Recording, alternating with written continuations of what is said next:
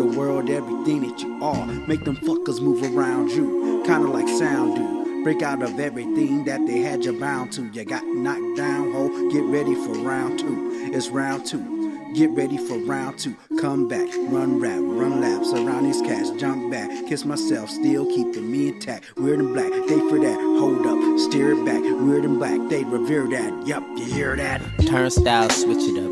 Young nigga raised hard, he learned not to give a fuck. Young nigga came far, still never give enough. Coming with the flavor, delicious, so she lick it up. Bust down, stick it up, I put it down, so pick it up. Scud town, saviors, done some till he shift to musk. Stench so stank that the shit compare soft to us. Crud so dank, make your face smell to dripping, cuz club go shake when the bass gets to hitting ya. They ain't really hearing us, but they gon' feel something when the way is paved clear enough. I don't fear nothing but the fate, is God really not? Well, fuck it, got the world in my hands, and that's real enough. Fuck it, got the world in my hands, gold forms to touch. Might just spend it all one time to give it all to us. Yeah, give it all to us. Yeah. This that hip-hop body, rock, hardcore, karate, chop, neo-Nazi, nasty, not feel it in my chest. How could you wear that name? Must be automatic shame. He's an automatic lame, heard it from the best. Fresh flow, let's go, plus I got a lot of heart. It's necessary when you dabble in this art. Grab canvas, paint picture, use them acrylics, paint a picture so vivid, the people gotta feel it like the Kaaba. Lyrics bear fruit like guava, words spilling out of my brain like lava. Spills out the top of a volcano, and they know that A-Right is not the one to play no. I'm Kano in Mortal Kombat, cause the lyrics like blades. Aim it at your juggler when I'm on stage. Until you heard me spit, homie, you ain't heard rage. On another chapter, so turn a turn. Okay, got that out my system. A-Right on another planet, dog, you must have missed them. When I do it how I do it's of my own volition. Go make my destination even in the worst condition. My crew's the Blues Brothers, cause you know we on a mission. Eternity of roses I make bumping in your system. I mean banging it and I'm still hanging it. And I got a gang of wisdom, I got a gang of rhythms, I got a lot of soul. I found the pot of gold, I'm wrapping that shit up, gon' sell it to the globe. I got some game to give them, they don't really want, but they really need it. And I want you to succeed, I want you to be free. I want you to remove every obstacle from being what you truly wanna be. I truly wanna see, and I can only lead by example. So here's a sample for me, so get up.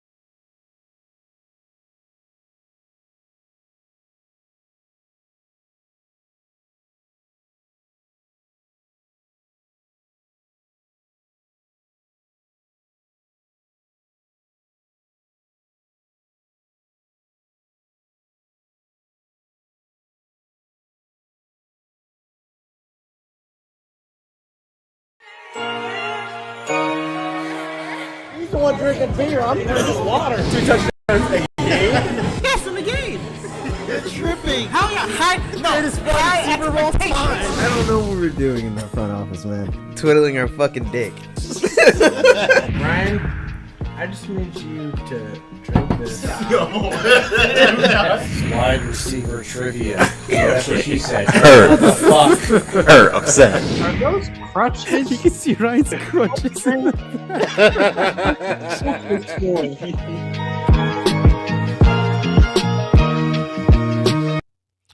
What is going on, folks? Welcome back to your favorite show on the internet. This is strange without the music that we usually have, but we're here anyway. Episode 156 of After Further Review. I am your co-host, Jalen Brown. I am your other wonderful host, Malin. And I'm your other great co-host, Nestor. And joining us once again, our special first half guest, we've got Junebug. What's going on, my man? What's going on? Happy to be back. We've got the June. Yes. Thank you, sir, for making time once again. He escaped from New York. Yes, he Yes, yes. Thank God. For those that are new to the show, we are an NBA and NFL podcast, and we usually open the show by taking a shot. Gentlemen. I'm taking it in spirit this week. It's hell when you get old. Listen, tell me about it.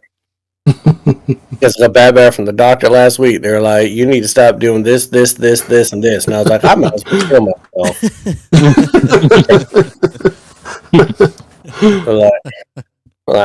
I'm gonna keep doing me. Your job is just to keep me alive with the choices that I make in life. That's what we do. Yeah, I let my wife do that because she's a nurse, so it's her job to keep me alive. There you go. Very nice. If you are not aware, we do live stream the show every Wednesday night at 9:30 p.m. Eastern time. So if you only listen to us in podcast format and you want to weigh in live, we do it live on YouTube. It's the first link down in your podcast description below. That way you can weigh in on the conversation as it happens instead of waiting for after the fact. But with that being said, let's get into this week's show. We're officially a month into the season. 4 weeks have flown by. It literally just seems like last week we were just like, oh, week 1 is here. Let's celebrate. We're a quarter of the way in. So this episode, we've got kind of some check-ins that we're doing. So we're going to start with some Malin-hosted trivia. Malin, would you like to take it away? Yes, this is what I do when I make all the other hosts look like a bunch of dumbasses. So this is going to be great. Jalen, are you able to keep score? You got a way to be able to keep score right now? Yes, I can. All right. Do not cheat, sir. I won't. Okay. I'm an honest man. So some of these questions have 5 parts. I will let the initial person get as many as he can, and you get a point for every one. But then, if you can't answer any more, then somebody else gets to come in and steal some points. Okay. So most of it has to do with the 2023 NFL season over the first 4 weeks. There are a couple other ones that kind of involve the NFL history over 4 weeks. So you guys ready? Ready. All right. I think it's only right that we start with our guest star, fresh out of escaping New York, just like the Seahawks did with a win, just dominating life. So Junebug. Yes, sir. There are 5 wide receivers that lead the NFL in receiving yards right now. There's top 5. Can you name the top 5 NFL wide receivers in receiving yards? You get a point for everyone to get right. Okay, so Stephon Diggs is one? No, sir. Ooh. Okay. Jalen Waddle. No, sir. You get one more, and then I got to go to somebody else. Oh God, Tyreek Hill. Tyreek Hill. Okay, Tyreek Hill is number 3. 470. Now, if you name one more incorrect, it's open to the field. Okay. Oh gosh. It's been the season is just really getting. It's been 4 weeks. Anybody could really be. So anybody could really be. Let me go with. Oh, he's been hurt. Say Juju Smith-Schuster. No. Or Kendrick Bourne. Mm. I know it's not any of my receivers. So let me go with Brandon Ayuk. No, sir. Oh, okay. All right, so we got 1 out of 5. Gentlemen, who wants to go next? I got a lock. Okay. The rookie on the Rams, I think his last name was Pakua. What is Say it? the whole name. Okay. Oh, that's That's his whole name. I think his last name was Pakua. Do you know what number he is? Oh, I do not. Yeah, but okay, Pakua Nakua. Yeah, he's number 2 with 501 yards. Oh, his first Hill, name is by the Pakua. way, has Puka Nakua. Puka Nakua. Oh, I'm saying it backwards. Yeah, it sounds like a sushi roll. Let's not kid ourselves. All right. We still got 3 more available. Go figure out. Oh, I'm going to say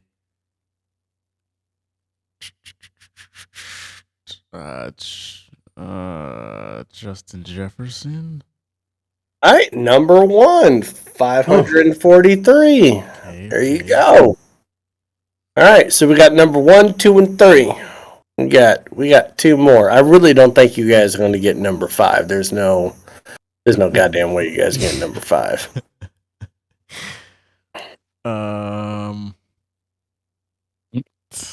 Don't cheat either. I see. My hands are here. Yeah, no, I'm looking at Sarasota over there.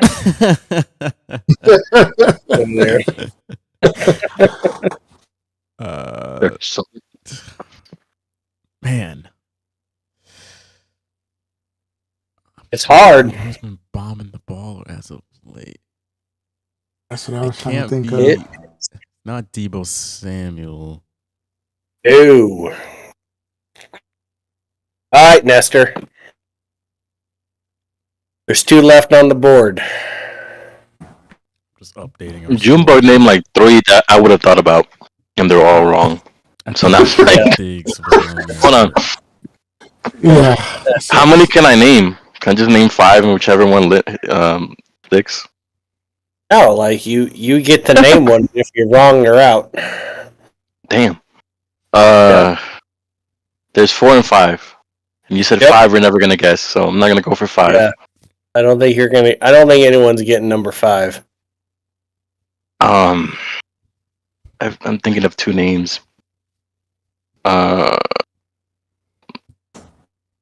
trust the other guy more than. How about this? You tell me both names, and if one of the 2 is there, They're both gonna be wrong. you have a point. I'm thinking Devontae Adams or CeeDee Lamb. Yeah, no, you. Both of them wrong.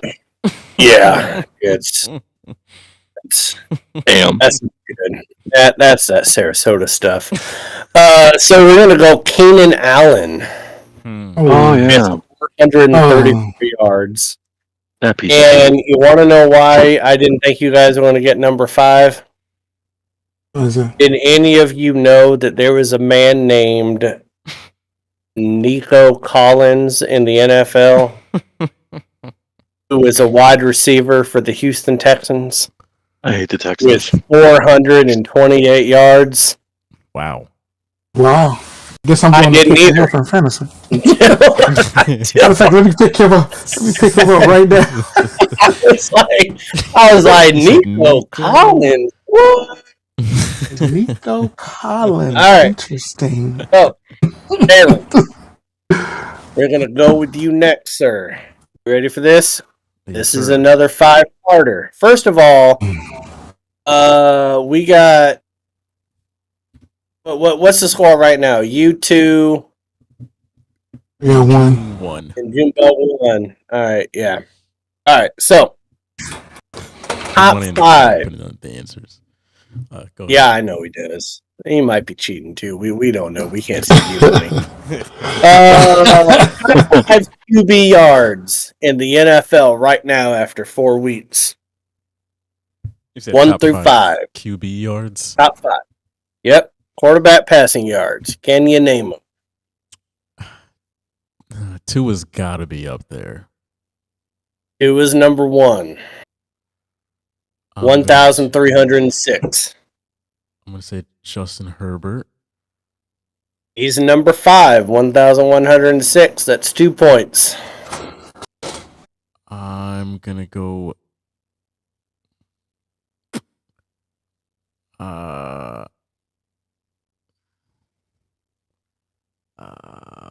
Josh Allen. No, sir. Damn it. Bam, you're done. All right, Nestor, we're going to go to you. 2, 3, and 4.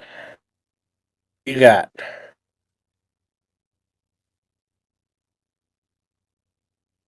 I got 4, but I don't want to risk it. I want to be bold. Oh, you're already bored. Um, You live in Sarasota. Bold. Yeah. Can't even think of any QBs right now. We're going to be He's like, here yards. tomorrow. CJ Stroud. All right, CJ Stroud, number 4. 1,212. Wow. Good job. What are the names that we mentioned? It's Tua and who? Who else? Tua, Herbert, and Stroud so far.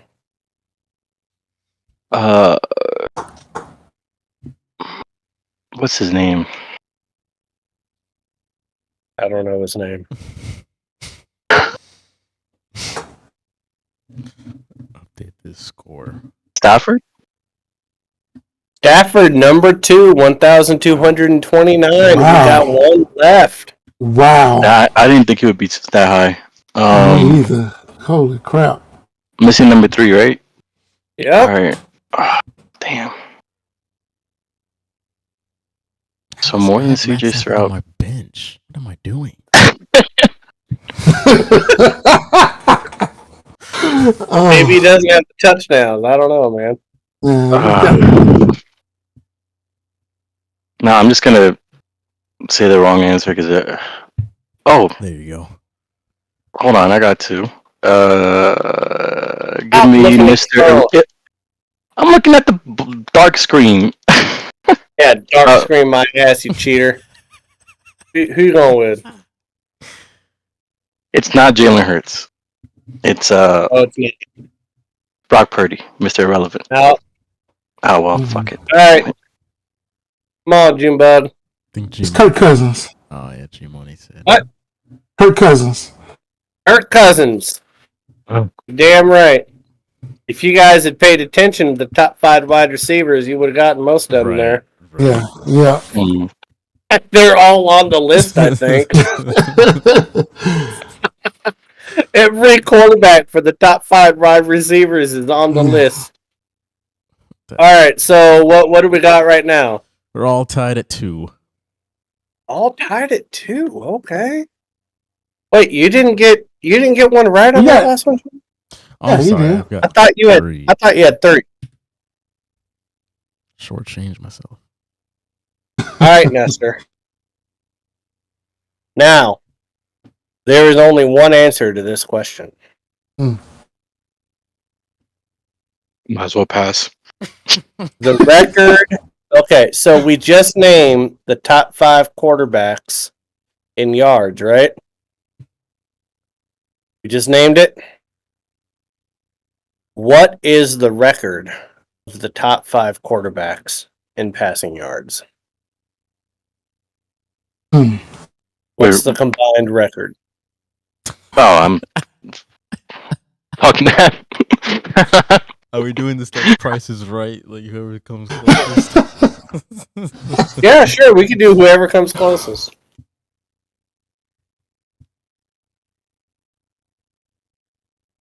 I'm trying to remember who was. I don't know, man. I'll pass. I have no clue. You got to come up with an answer. Just throw a random number. 48 million for Nestor. No, it's. I mean, they've only each played 4 games. 4 times 5 is 20.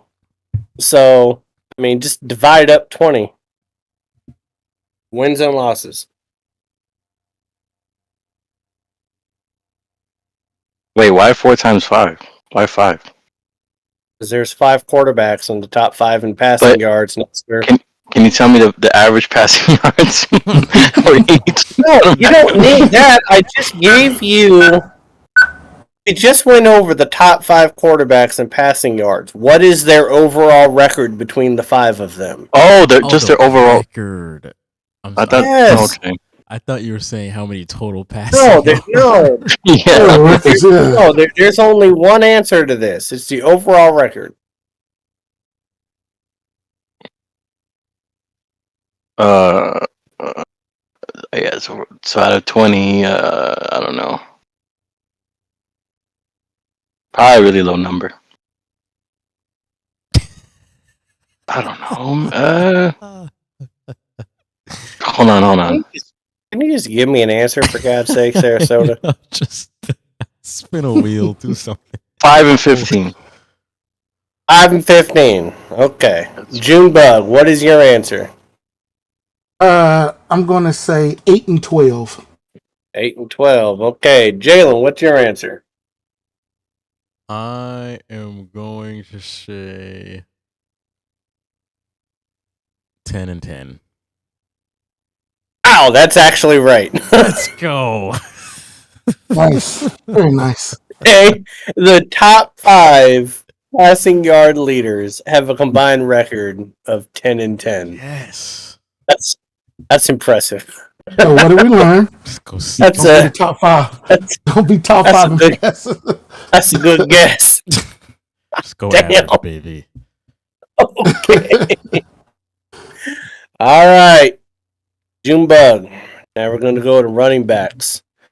Top 5 leading rushers in the NFL are who, sir?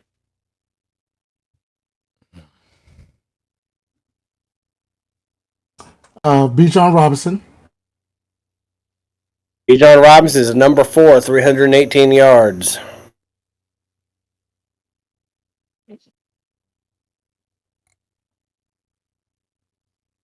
Is it David Montgomery? Ooh. No. He's not there. Really? I apologize. Shit. Wow. I apologize. He got knocked out during the Seahawks games. I don't know if you guys remember that. All right, Nesta, we'll go with you on this. Who did Junebug name? The first name? You said Bijan Robinson, Mr. Can't Pay Attention to the fucking show. Josh Jacobs. What? Josh Jacobs. With the Raiders? Is he Yes. even playing? What have they done? Wrong. All right, Damn. Taylor. All right, here we go. Christian McCaffrey. There you go, number 1, 459 yards. Yeah, that's what I was Also thinking. gonna go. I want to. That can't be Chubb.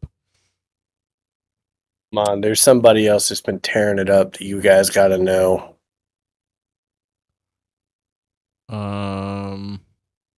Justin Fields. Shut up.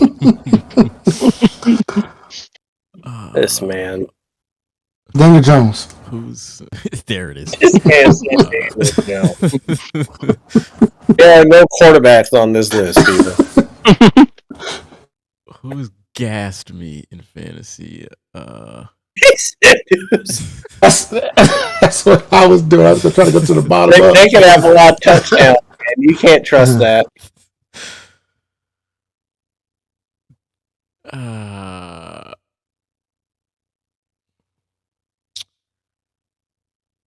And there's still is- I don't think you guys are going to get one of them, but there's still two I'm people. You know what? I'm ashamed of myself. Yeah, because I know. That was my next guess. There you go. No, Yeah. not. What? Oh, I might know who it is. No. All right, we are back to Junebug. Oh god, so we got McCaffrey, got Bijan. Yep. So let's go with James Conner. Wow. Number 3, As James said that, Conner. I looked in the chat. You might put it in there. Cancer Connor coming in. Jalen, stop looking at the goddamn comments with G Money. And G Money, stop putting them in the comments. Give Jalen. Yeah. All right. So you got number 1. Mm. You guys got number 3, and you got number 4. Can you name 2 and 5? 2 and 5. Okay, so. Oh, I know somebody who's fucked me recently. That's Connor not was much the one information. person I didn't think you guys would. I was about to say a lot can go on down It's not him. there. It's So been hurt. What is his name? Joe Mixon. nope. Ooh, All right, okay. Nestor.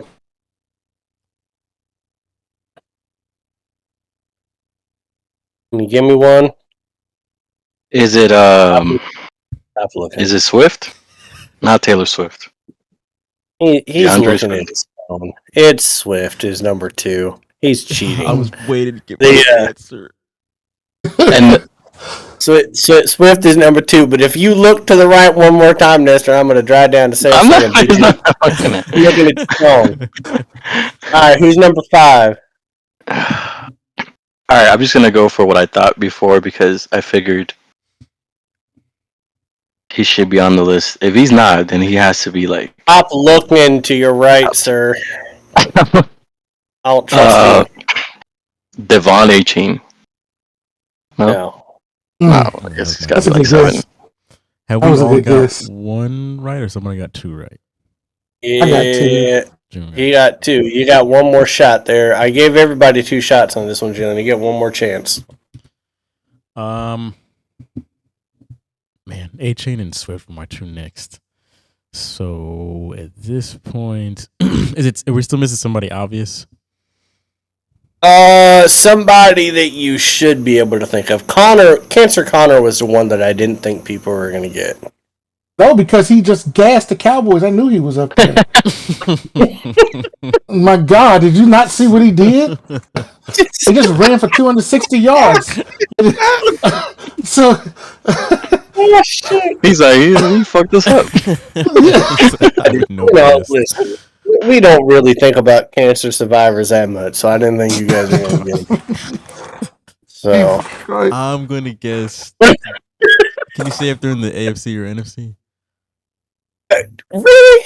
I'm just throwing it out All there. right, NFC. NFC. If anybody can get it, just shout it out. Welcome. is it Tony Pollard? It is Pollard. Wow. That My man own running got back. I should have known it. another. I'm a little bit upset that Mr. Cowboys fan over here wasn't naming him. He was Well, they've been talking out- about well- Connor. I was like, damn.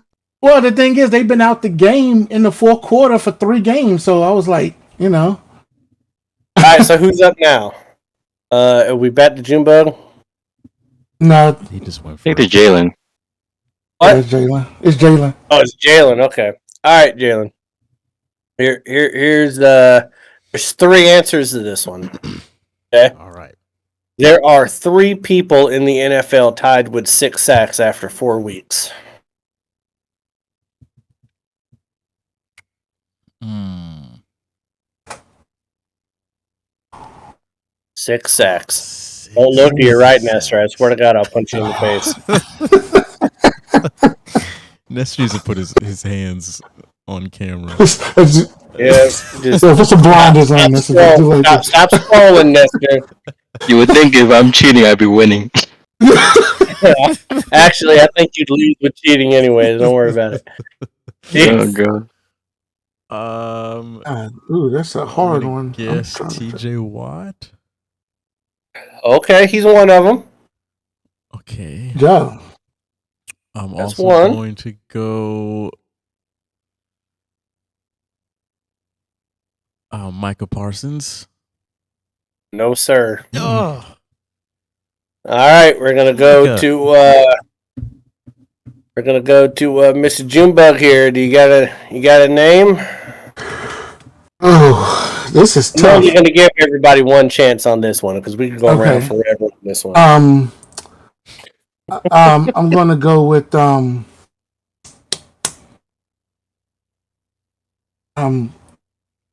gosh,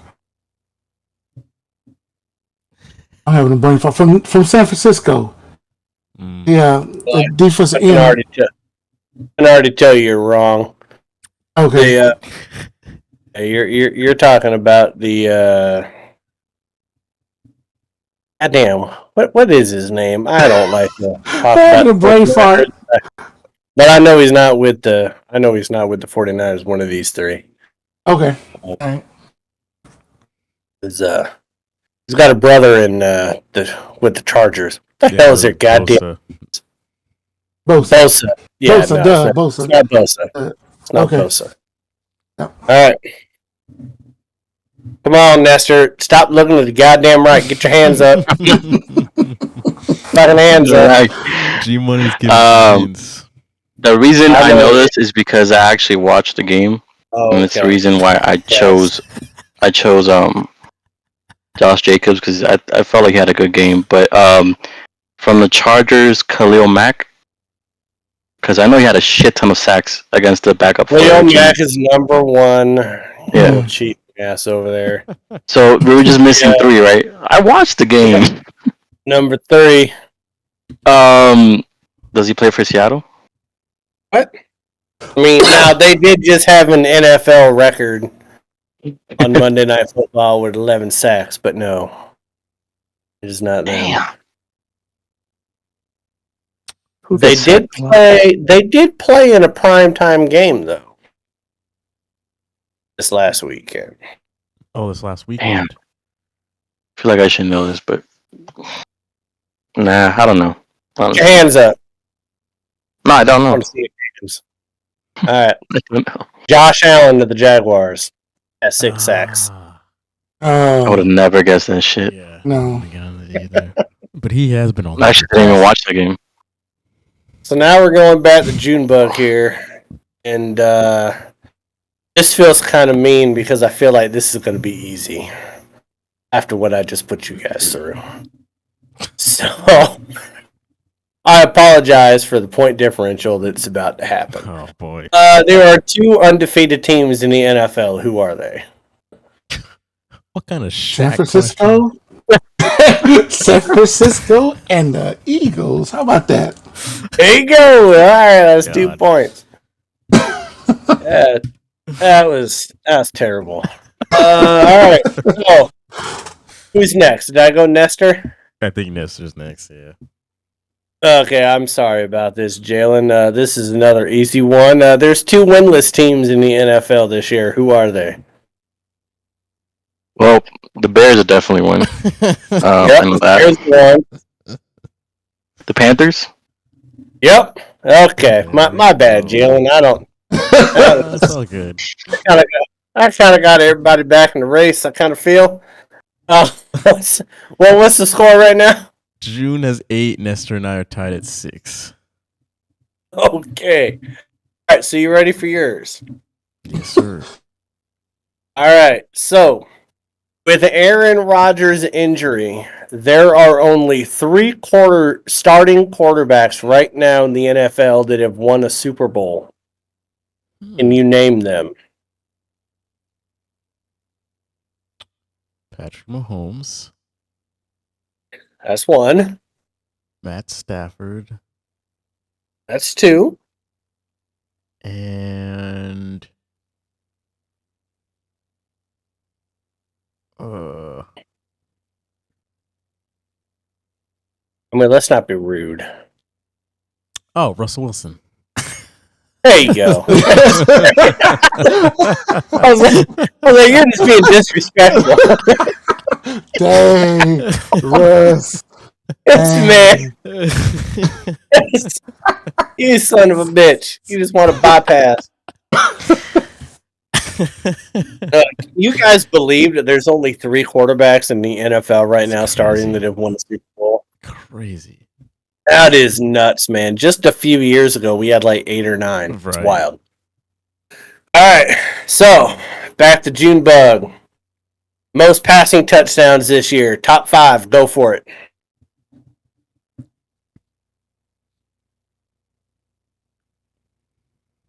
Tua, of course. Tua. Tua is number 3. Well, he's tied with some people at 9. He has Okay. 9. Okay. Let's go with Josh Allen. Allen has 9. Okay. And the next one, next one should be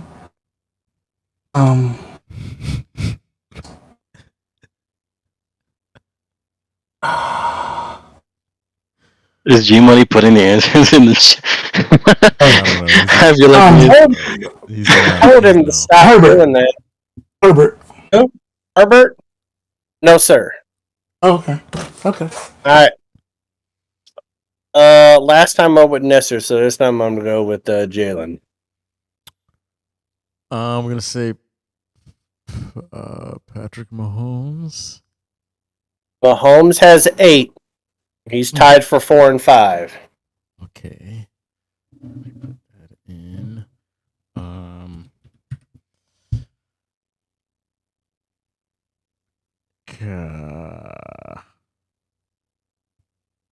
Matt Stafford. No, sir. Or you guys already got Tua. We got 3 out of 5. Wait. Josh. Did someone say? Wait. Hold on. Did someone say Allen? Junebug I said. did. June already said. God damn it! I'm sorry. Yeah, he had 9. I apologize, Junebug. Oh, you gave it to me. You gave me You 2. gave it to him. I got Tua Oh, and Josh Allen. Okay. Yeah, yeah. What's the third guy we named? Patrick Mahomes.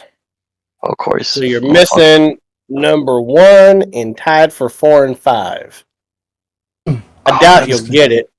Get your hands up. Oh, you. There you go. I don't know, man. Oh, damn cheater. Okay, Nestor, I'll remove one person. It is not Mac Jones. I know you were thinking that, but let me just get that out of your way. It's not the other Jones either. Neither MVP. There ain't no Joneses. Yeah, you got about 10 seconds to give me a name. We got to move this on here. Kirk Cousins. Kirk Cousins, number 1 with 11. Really? What? They're so Yes. bad. Wild. What the fuck? Wild. All right, Wow. there's one more. I was So we thinking did him it. too. We already rolled out Mac Jones. Yeah. We I rolled don't out really Mac feel like Jones. we needed to rule Mac Jones out, but all right, hands up.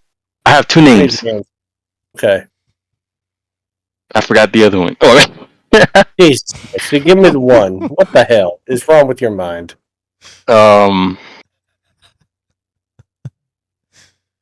Come on. I'm just gonna, because it can't be this guy because he's been hurt most of the season already. So Justin Fields. Okay. Geno Smith.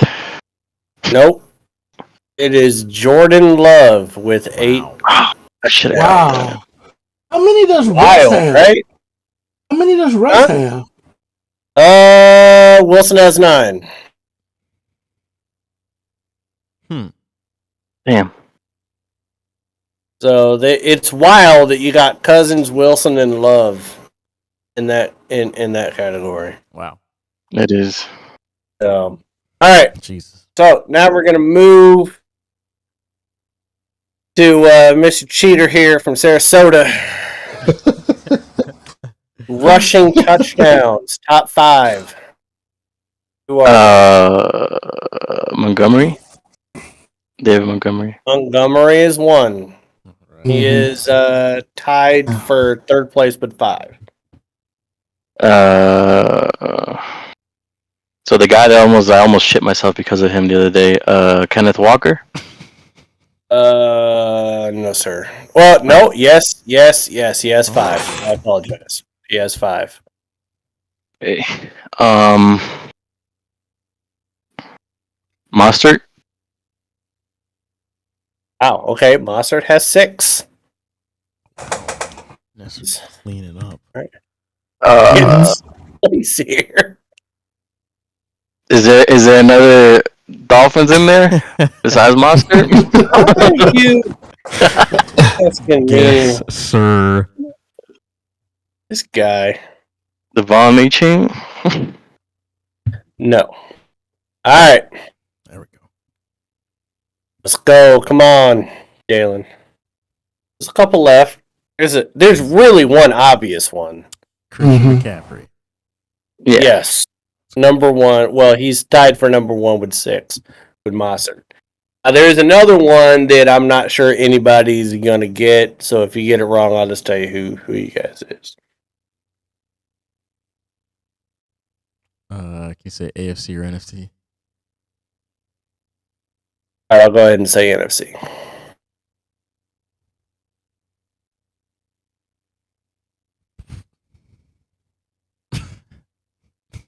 I asked that as if it was going to really help me. Yeah. I would not have gotten this person. James Conner. Nope. It is the starting running back for the Los Angeles Rams, Kyron Williams. Who? Which I doubt that anybody knew that Kyron Williams was the starting running back of the Los Angeles. Who the fuck? You got to put touchdowns against my I gotta Seahawks. start writing these. I need Goddamn to start certain. writing these names down so I can put them on my fantasy team though. Because good lord, Junebug like, I'm about to win the chip. The waiver wire real quick. Who did I go with last? Was it? I think Nestor went first. Okay. I think we're back to June. How many more questions do we have? We're back. 3. This one only has one answer. Cool. So you need to tell me who leads the league in receptions.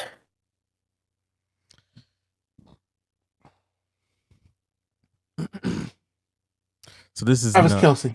Oh, sorry. Nope, not Travis Kelce. Go ahead, Jalen. This is not yards, right? Just who's caught the most balls. Just receptions. Justin Jefferson. Nope. Damn it. Get your hands up, Nestor. I don't trust you. It's a tough one. Most receptions? Yep. Damn. This is tough because I'm thinking one of my boys, but I think it's like a trick thing, and it's not going to be him. Just give me a goddamn name. Stephon Diggs? Nope. Too easy. It is actually Nakua I with knew 39. Fucker. Nakua with 39. I thought you guys know that he was leading in yards, that one of y'all would have said it. I know. All right, who's next? I got 2 more questions. I think I'm next. Who just went last? You're next? Okay. So 2 people are tied for most reception touchdowns in the league right now. Who are those 2 people? Boy.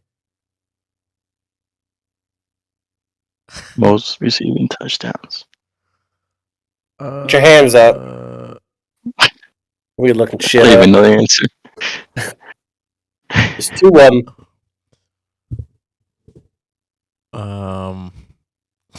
I'm gonna go to Justin. It's Jefferson. any position, right? Oh, Justin Jefferson is wrong. Go ahead, Nestor. Tyreek Hill. I didn't even get to say the other one. Tyreek Hill? Tyreek Hill's one of them. Bastard. Somebody else. Touchdowns, scoring touchdowns. Hands up. I don't trust Sarasota. It's not Puka because he's not scoring. He's scored like once or twice, right? So yeah, it's not him. It's not. Man, Another guess. I'll go again with my boy Stephon Diggs. Damn, that's the other one. Wow. With 4. They both have 4. Damn. They both have 4. All right, so who's last on this one? Is it Nestor starting? Mm-hmm. Okay, so what's the score right now, Jalen? Nestor 12, me 11, June 10. Damn. Okay. All right. How about now, the choke? we are going to go to the Saw the top, bag. the top 5 defenses in the NFL. Ooh. Now, keep in mind, I'm not going to tell you how the NFL rates the top 5 defenses, but there is a particular metric in which they rate them. So, what are the top 5 defenses in the NFL? That's easy. Any defense, right? Like, oh, you mean like teams? Team Yes, defenses or teams. individually? I thought you wanted me to name some.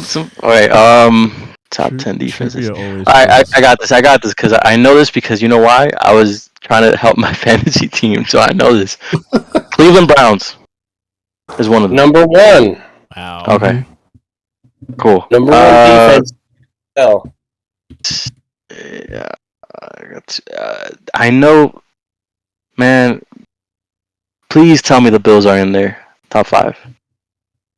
That's like I should have never picked those. All right, June. San Francisco, Number 5. the Cowboys. Really? Damn. Number 2. Oh, shit.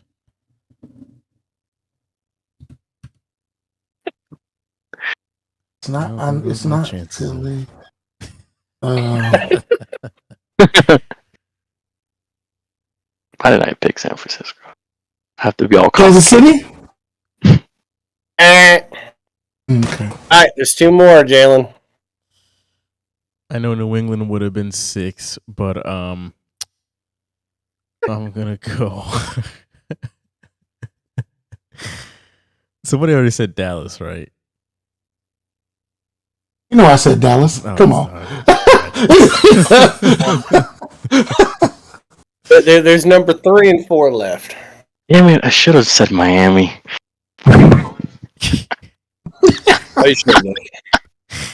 You really should have. I'm gonna. Give it a Philly. Did someone already say Philly? No, they haven't. Do you want to? Yeah. That sounds too confident. No, Philly's wrong. Okay, so the way they rank the top 5 defenses, or any defense, is yards per game. Okay. So you do have the Browns with an average of only giving up 196 yards a game. That's actually pretty impressive. They're only giving up an average of 200 yards a game. But when you think that one of the teams they played were the Steelers, it kind of averages out a little bit. Number 2 is the Cowboys, giving up an average of 259 yards a game. Number 3 is the Ravens, giving up an average of 260 yards a game. Damn. Number 4 are the Detroit Lions, giving up an average of 80 yards a game. And Shout number out 5 to the Lions. are the 49ers, giving up an average of 284. So where are we at? I think Junebug won. Junebug won, didn't he? June, you got 2 right on that last one, right? Yeah. And No, you got 1 right on the last one. You got the Cowboys. I got the Cowboys Yes. in San Francisco. Yeah. Oh, yes, you did. Yeah, yes, you did. Yeah, Nestor only got 1 right. Nestor won. I gotta say it like yeah, that. Nestor won. It's 13. He had 13. June had 12. I had 11. Mhm. Damn. That's Okay, impressive Nestor. considering. That's it. I didn't know half of the Sarasota. fucking questions. Putting Sarasota on the map. Nice. That's impressive.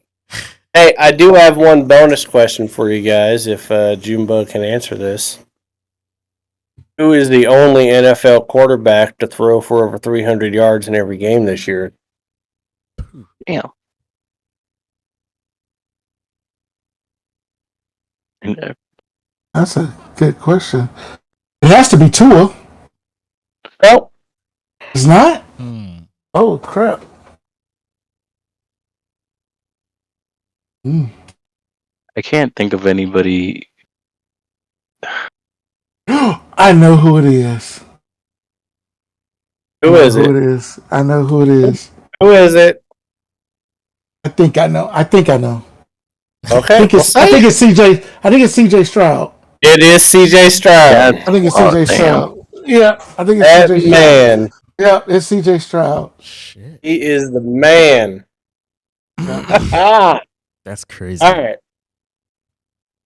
All It's right, CJ so Stroud. let's continue with the rest of the show. That was good on trivia. Nobody got mad at them. Anybody? That's because me and me and Shaq were going at it. Always better in the trivia when I run it. When I'm not Trivia always goes to show what kind of student you were. So we know that Junebug is about to start winning some championships because this man's been taking notes on who is the leader. Right. He's been hitting the waiver wire the entire trivia. This man been like,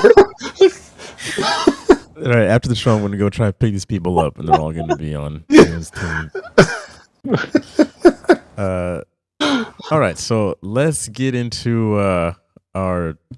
Speaking of fantasy, our check-in, our first month check-in, 4 weeks down. For those that are new here, we do have our own AFR Fantasy League where all of us and some friends of the show all play together.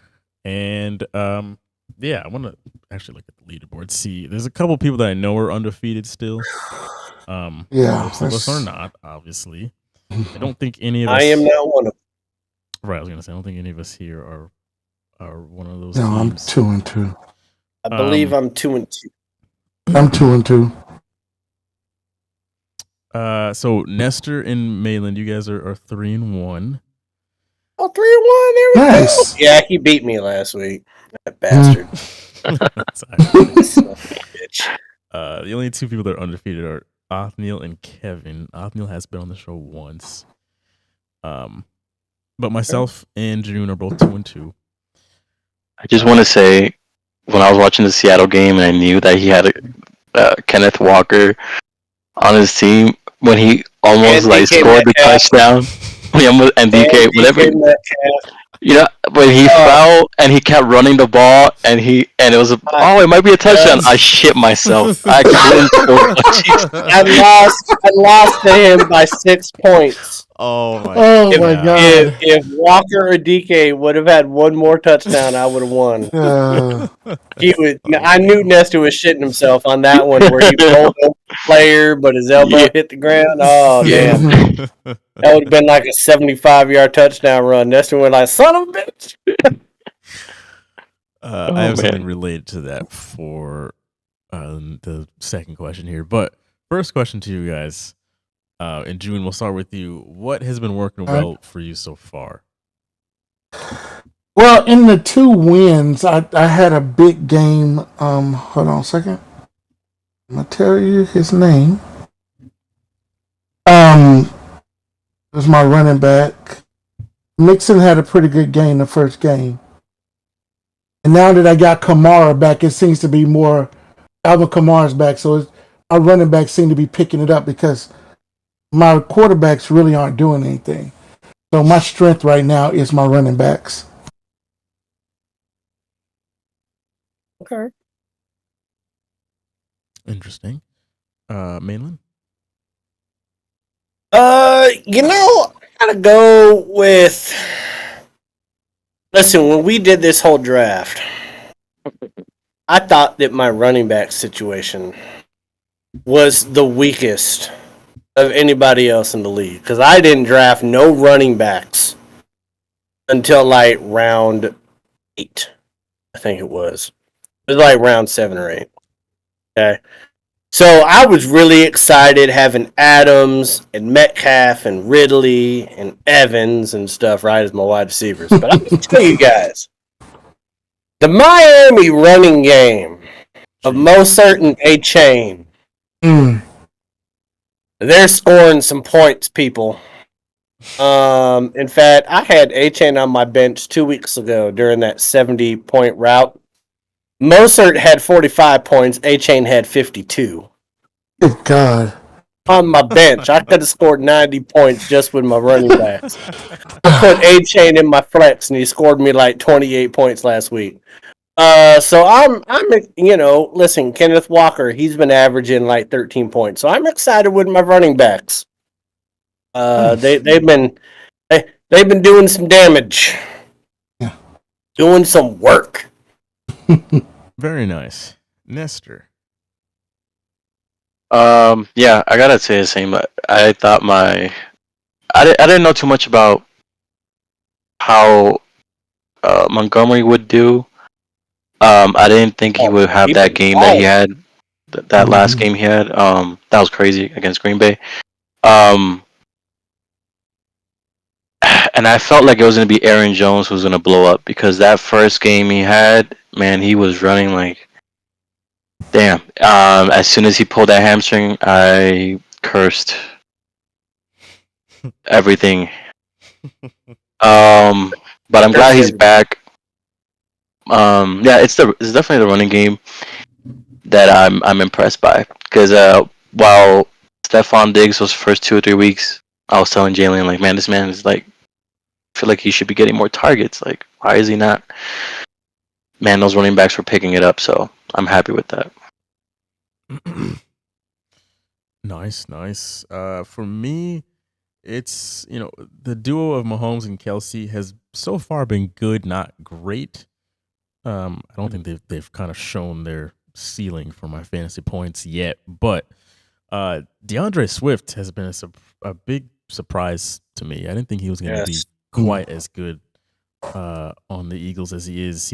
I started him as my RB2, and he's still there, but not that it matters. But that just shows what I was expecting. But he's giving me week 1, he gave me 1 point, and I was like, well. But since then, 27, 14, and 17. So nice. Okay. So here's a question for everybody. When did you draft Swift, Jalen? What round? Let me see. It had been late. I'm trying to see where will that tell me that? 87. 87th. Okay. What about you, Junebug? When did you draft your running backs? I drafted Mixon. Let me see. See here. The bottom of their profile. Let me see. Okay. We're getting, like, I kind of feel like we're getting a lot of late pick value. Yeah, it was like 90 or something like that.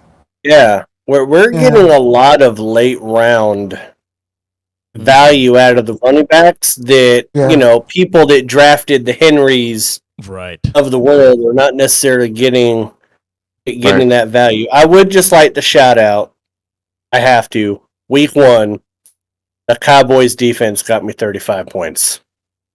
So I just got to give it a shout out.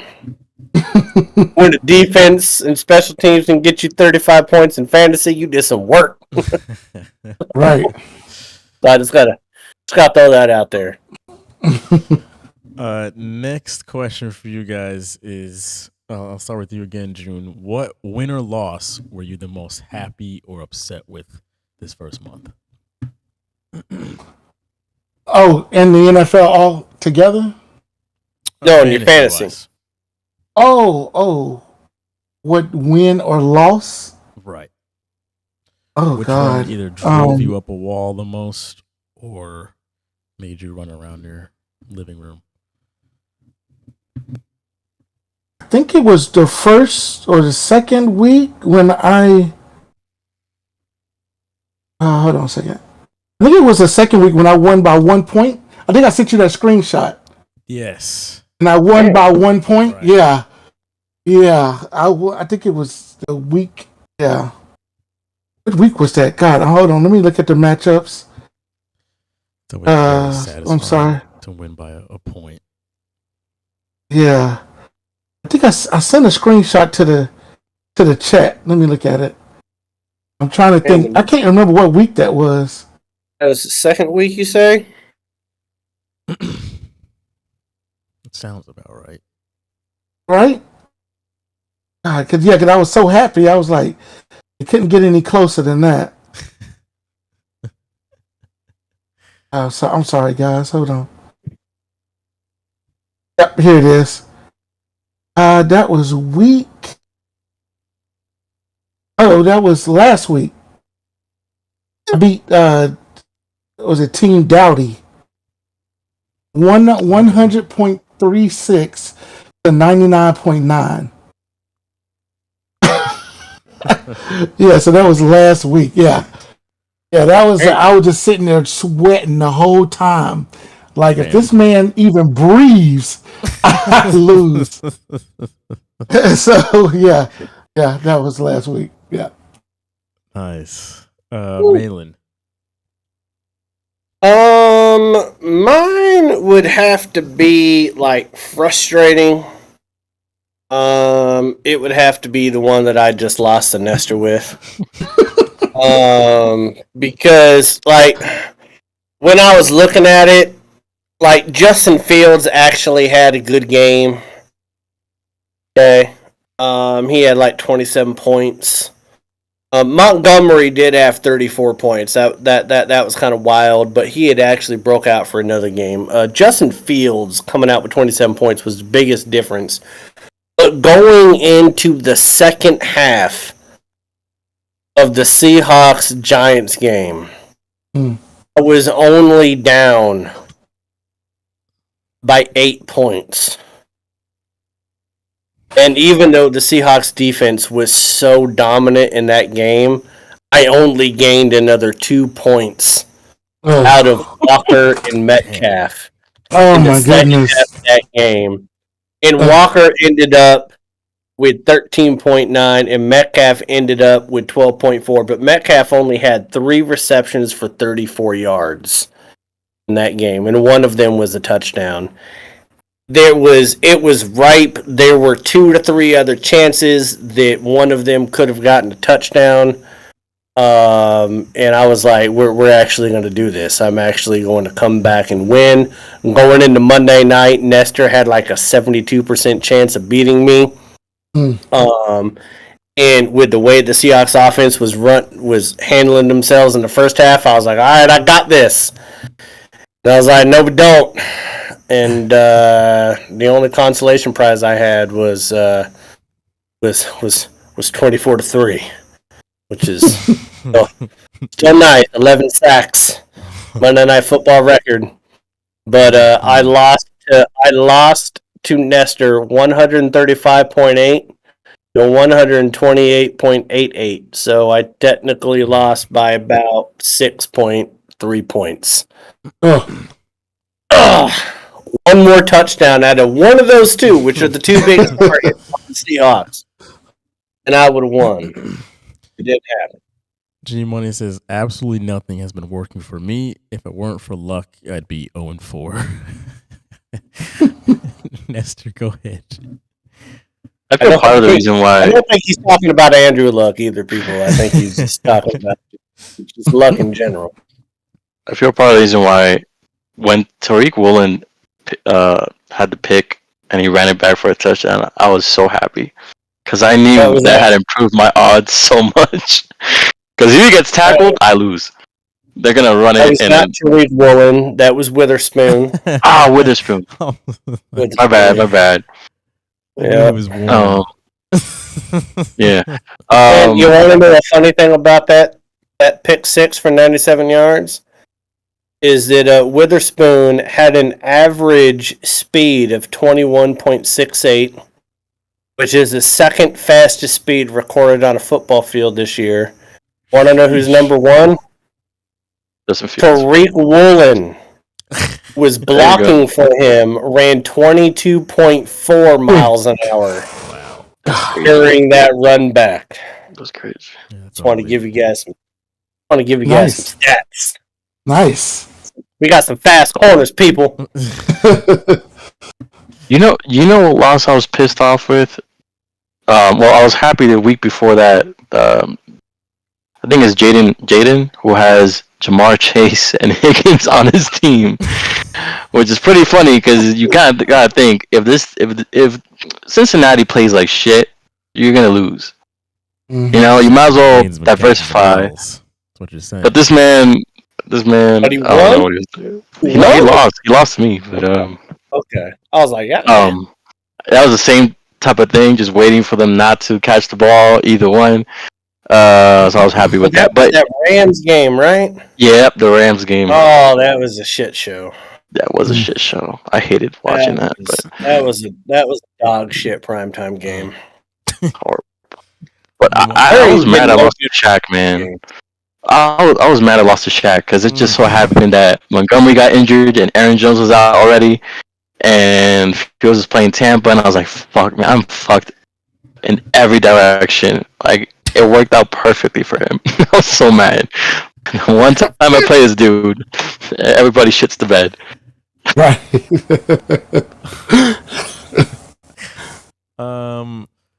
So my happiest was definitely this past week because I was playing Shaq, and I was beating him during the afternoon, and then I still had Mahomes and Kelsey to go. I'm like, oh, I'm just gonna space them out here, and then they didn't really have that great of a game. And going into Monday night, he had a 67% chance of winning because he still had Darren Waller and Tyler Lockett left, and I only had Seattle's defense. And I was still feeling pretty optimistic because I'm like, who's to say that Lockett's going to get all the balls? And who's to say that Daniel Jones is going to throw the ball to anybody competently? Monday night comes around, and Seattle's defense gave me 27 large points, and I just gassed Shaq. Oh, it felt so good. So just pouncing. Nice. Thank God for Seattle's defense. Just Damn right. You're welcome. 11 sacks, great 7-yard pick six. Monday Night Football record, people. Crazy. The Giants have had 3 primetime games in the first 4 weeks, and they lost all of them. I think They've TD been- scheduled them for all those primetime games because I don't know who put them on national TV. They've been outscored. I think it's like 77-3. Well, it's because they made the playoffs and they won a playoff game last year. Yeah. They still don't deserve to have 3 primetime games in 4 weeks. Yeah. That's disgusting. So moving forward, last question before we go to a break. June, what changes are you focused on making in October? I got to get a better defense. Matter of fact, I just and it's so ironic that we was talking about the trivia questions we got earlier. Just earlier today, I did pick up Detroit's defense because I drafted Cincinnati and the Giants defense, and they have averaged 4 points a game. They've been terrible. 4 points. Both of them. You look at their averages, and I thought Cincinnati's defense was going to be, at least 10, 11 points. Like, hey, and I thought just to have the Giants, because the Giants supposed to be a top 5 defense, and their defenses are terrible. So I just picked up Detroit. So I'm looking to get a stronger defense for the rest of the season. This man picked up Detroit's defense because of the trivia. No. I picked them up earlier today. I picked them up today. Leland, how about you? Listen, this is going to sound controversial as shit, what I'm about to tell you. Okay. Trevor Lawrence has been playing like shit this year. And he's my quarterback. And he plays Buffalo this week. So I saw what you did. I picked up Zach Wilson Oh boy. as my quarterback playing Denver. He's about to ball out, people. He's about to ball out against Denver. That's a smart move. About to start giving me some W's. I'm on the Zach Wilson train. Aaron Rodgers stay on the fucking bench with his little broke ass fucking ankle tendon shit going on there. Talking about it. He's doing nothing ordinary with his recovery. Bitch, you still got a torn Achilles. Shut Aaron Rodgers with your goddamn voodoo witchcraft, smoking weed ass. Shut the fuck up. He ain't coming back this year. He's so goddamn dumb. He's just saying that to keep his name in the news. Exactly. I'm just saying that with the Jets defense, I think Zach Wilson is going to have the opportunity to have a game. And so I'm going with Zach Wilson this week. And I just picked him up about 90 seconds ago. I wish you the best of luck with that, unless I'm playing you.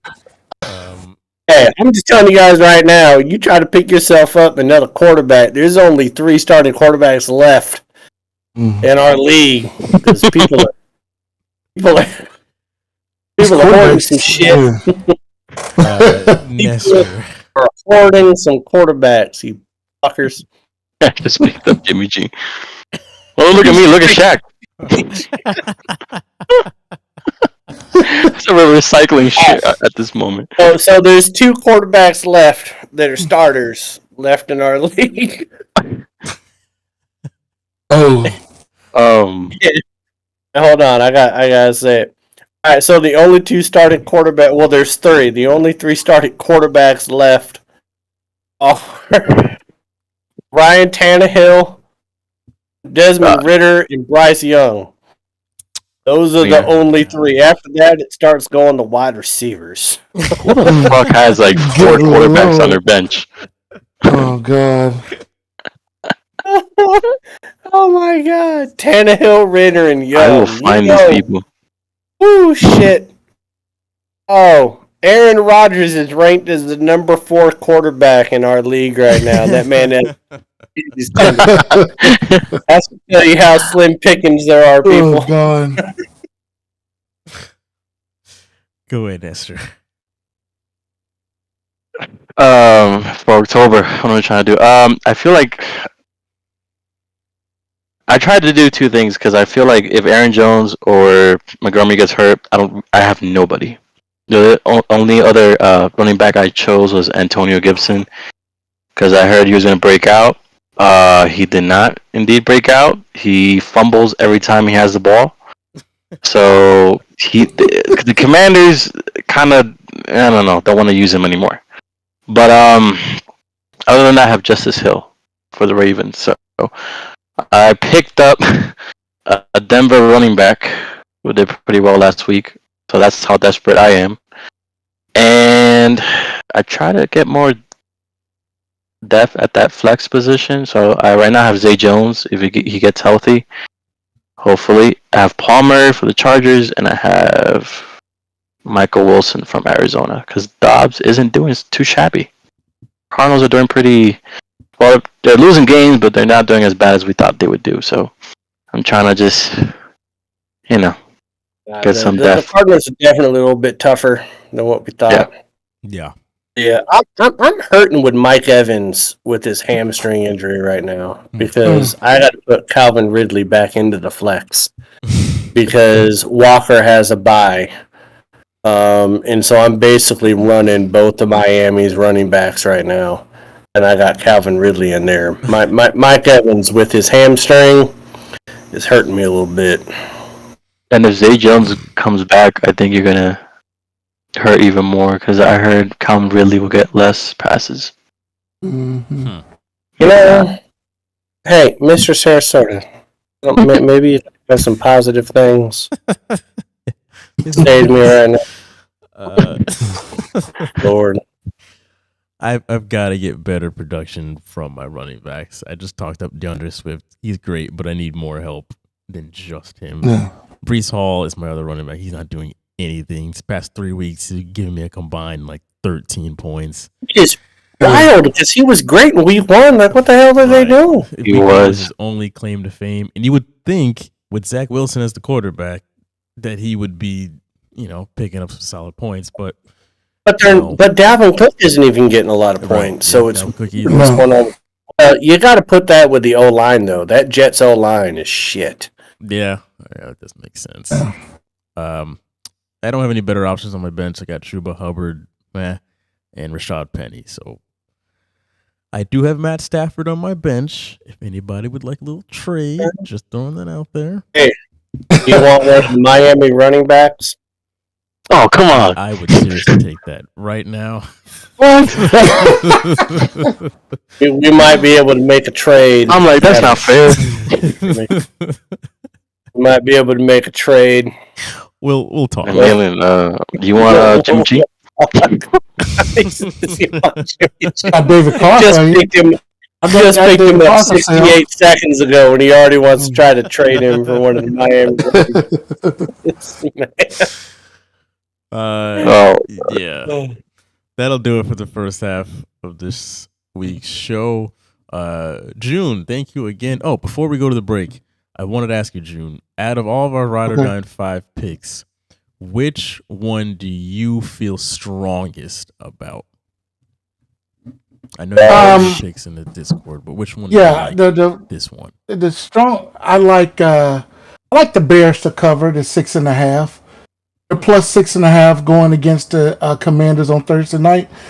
I think they're gonna play them tough. I think the Commanders are gonna win, but I think the Bears are gonna cover the 6.5. Okay. All right. I got one question for Junebug before we go. Junebug, I'm looking at your shirt a little bit. Are you a Navy man? Yes, I am. Wait.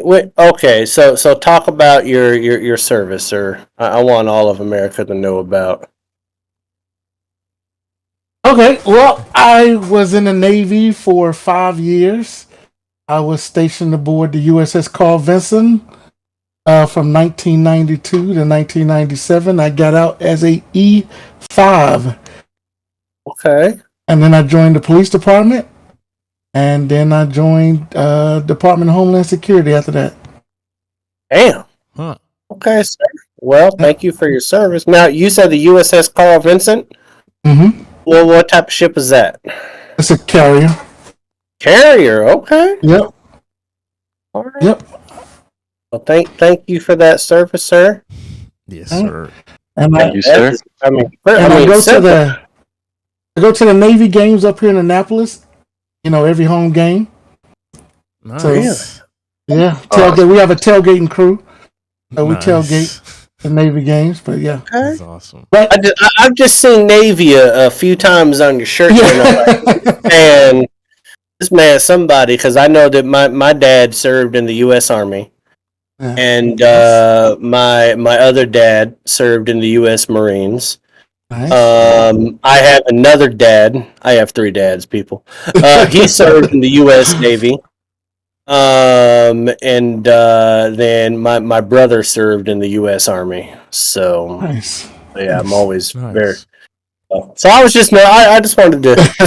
Yeah, you'll see. I'll have on the if I'm not winning, I'll have the Navy, shirt police, on. and Homeland Security. Mm-hmm. Damn, this man's done a lot for our country. Right. Yeah. So forgive the fact that he's the Dallas Cowboys fan, people. Yeah, there's his pass. This is all right. Well, time for a break. Yes, Hey, if you want to peace out. follow June, his TikTok is always in the description below. Be sure to give him a follow. Check out his videos, especially if you are a Dallas fan. And Yeah. thank you again, June. Okay. Always. We'll be back in 10 minutes. Hey.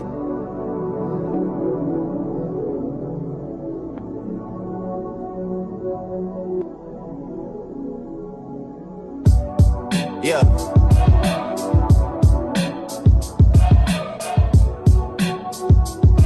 Hey. On my way to the boat. like I ain't just have on a coat when I landed. Outbranded, perched at the edge of the branches. They don't wanna talk mansions, mine look like a campus. And I'm all about my brothers like the niggas I'm sampling. I'll leave you red shirted like the twins from Kansas. Really living my dreams I used to have in my aunt's crib. This is the first time the Heat have made the finals since LeBron left. Jesus Christ. True. What the fuck? Nobody wants to guess. Is it Kyle Lowry? If Kyle Lowry's number Do I get the point? Yeah, I'll give it the point. I guess two of them. Do I not get points for that shit too? Can I just make a complaint? How many times have these two teams played each other in the regular season? Once. Is incorrect. No. Three. Twice. You already guessed. Shut up. Shaq, what was your guess? 3. That is incorrect. Twice. 2. G Money, any guesses? I already said it. We don't know if that's correct. Well, I mean, it is correct. G Money, try 5.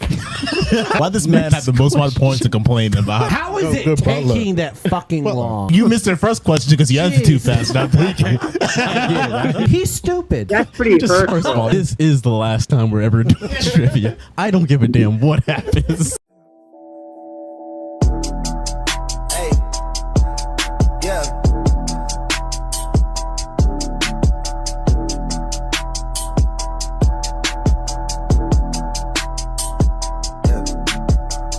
Trendsetter, band frame getter, with whatever. I buy diamonds when I'm under pressure. When I apply, shit don't ever let up. Yeah. Look, I'm in the cut, the boy in the cut. Jump in the whip with a ceiling go up, we up. All of this grinding for what? It's funny when you niggas thought it was luck. So who is that? All right, is these Lance Spider Mitchell? You gotta put on the top. Oh, that's somebody good. Ooh, Steph Curry. Okay.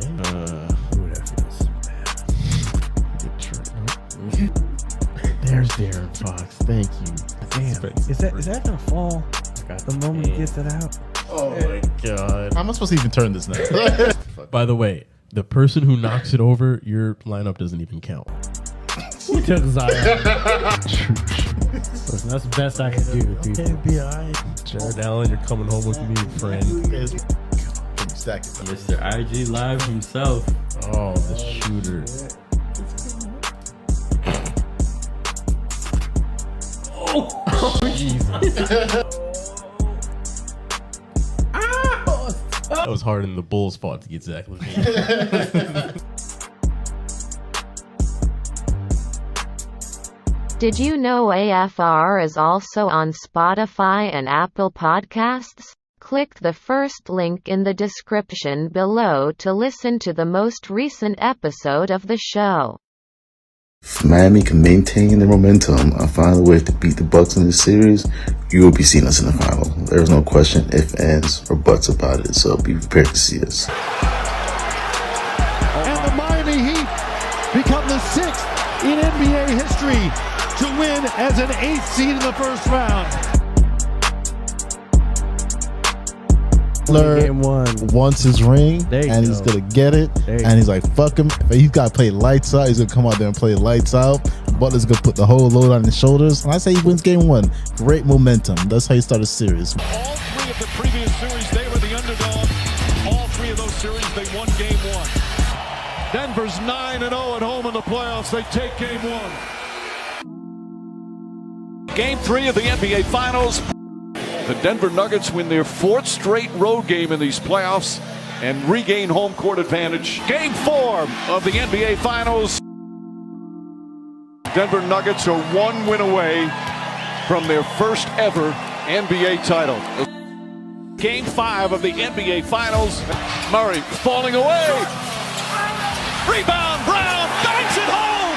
Bruce Brown puts the Nuggets back up by 1. Jimmy Butler on the drive, gets inside, stops. Stolen by Caldwell Pope. And a foul. 2 clutch free throws from Contavious Caldwell Pope. It's over. At last, the long wait is over. After 47 years, the Denver Nuggets can finally call themselves NBA champions. Yeah, still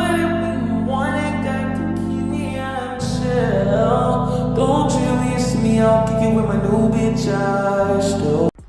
Now that we are a month into the NFL season, I want to hear your thoughts on your fantasy team so far. Let's hear your honest, transparent thoughts. This is a no judgment zone, folks. You can get it off your chest right here. What are you feeling as far as your fantasy team goes?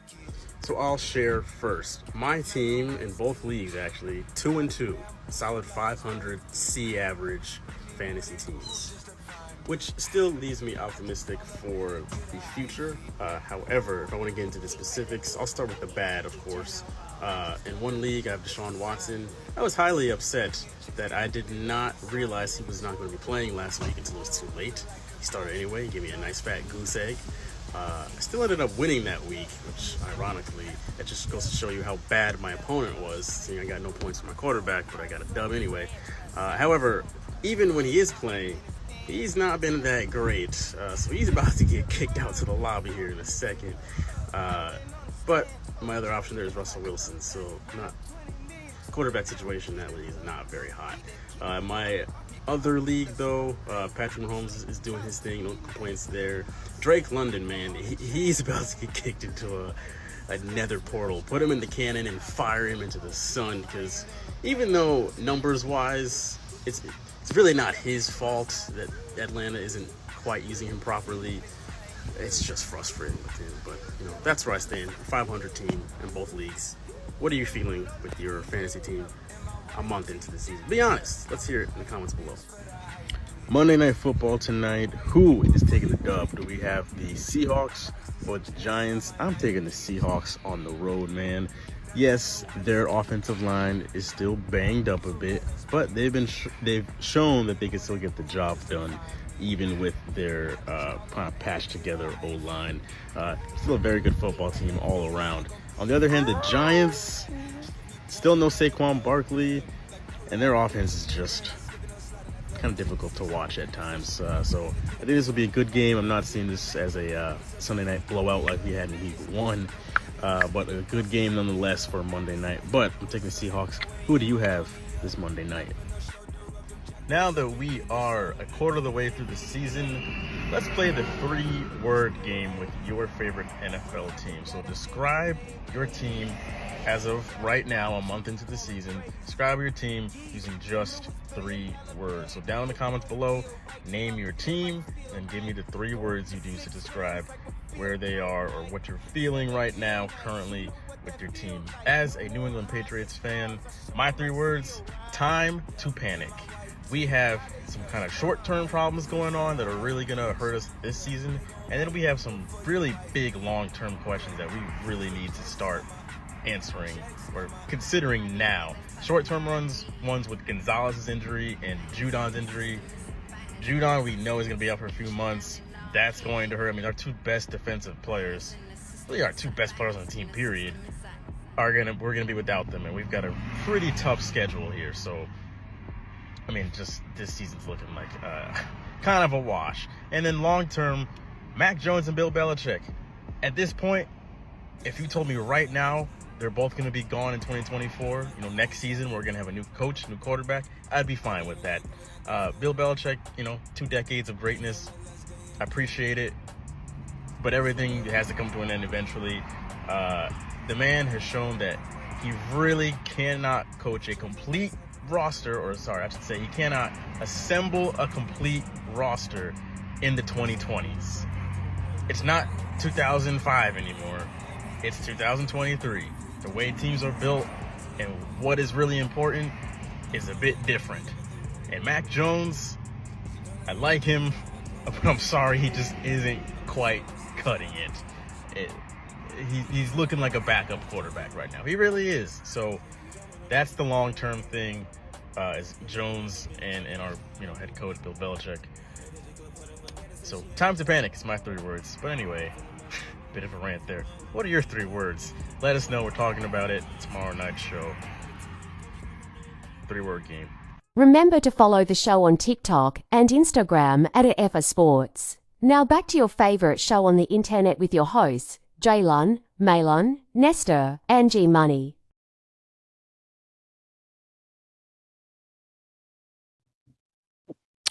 Welcome back, folks. Welcome back to your favorite show on the internet. We have our second half guest, of course, G Money. What's up?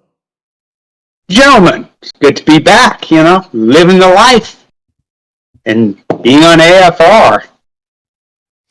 Yes, thank you for joining us again, making time, our favorite, most consistent, however many consecutive week guests that we always have on. Appreciate you always making time for us. It's been about 16 months. All right, give or take a week or two. Second half shot, boys. Ooh, what is G Money taking a shot of? He actually has a shot this time. I did. Johnny Walker Double Black. Woo! There you go, Double Black. All right, Sarasota's being a bitch with a beer, but that's fine. A trivia winner right there. Well, I have a beer too. Yeah, I have a beer as well, but I'm not taking a shot of the beer. Have you guys noticed that Nestor does not have the BBC anymore? He apparently passed all the BBC on to his in-laws. Yikes. It's their problem now. That's a big problem. Big problem. They start comparing. You may have problems. When we were talking about that before the show, the look on Junebug's face, because he wasn't there that week. What beer are you guys drinking? I've got a nice pumpkin ale in my Oktoberfest glass. It's that time of the year, folks. What do you guys got? There you go. I'm doing the Elysian Stardust IPA out of Oregon, right? G Money? Is that Oregon? That's where it's coming from. I salute you because I too are doing actually it's the Space Dust. Oh yes, the Space Dust. God damn it. Yep, Space Dust. So this is my new Elysian this week because I got their pumpkin pack. Okay, this is my new How is go-to that? beer right now. How is the pumpkin pack? It's solid. I've had better pumpkin beers. I'm not gonna lie, but it's good. It's good. Not great. Hey, shout out to Oregon. That's the only shout out they get because fuck the Ducks. No one wants the Beavers, and no one else wants their liberal bullshit. Fuck the Blazers. They do, yeah, and the Blazers. Dame Lillard is no longer a Blazer, so there's nothing good in Oregon anymore. That was the last thing. So There was nothing good in Oregon before Dame left. The Trailblazers have been doing that slow swirl around the toilet bowl for years. Nothing will ever beat the Portland Jailbreakers. That old school squad. That's true. With Sheed and all them back into the day. They all went to goddamn jail. That's great. Let's go for some community comments. They never get old, folks. This is where you guys voice your opinion from throughout the week. Yeah. So if you follow us at AFR Sports, you can weigh in on TikTok or Instagram, or right here on YouTube if you're also subscribed. And yeah, we post some videos throughout the week, and you guys can reply and share your opinion. So if we're gonna start with the Monday night game between the Seahawks and the Giants, you guys definitely called it right. We had 88 votes total. 75% of you guys said the Seahawks were going to win, and the other 25 took the Giants incorrectly. And most of these did come in before the kickoff, so people did legit call it right. I would just like to point out that the 25% that picked the Giants don't deserve Social Security when they retire. There's that. Our They tax probably are dollars retired do not- in a home, Yeah. and they're thinking of the Giants of 1986 or 87, They didn't know that because that's where they're stuck mind-wise. All right, my tax dollars does not need to go to those types of idiots. In the comments, we had Donald John Trump saying Giants are booty, so Seattle. Smitty4141 said solid call. I took the Seahawks. Sam said, as a Giants fan, Seahawks got it. Damn right. Nestor said, don't underestimate Danny Dimes. Hey, fuck you, Nestor. You dumbass. Next video. Keep your ass in Sarasota. So the three word game. So we've a month into the football season here. I like to put 3-word game at this point. Describe your team in just 3 words. For my own team, I said it was time to panic.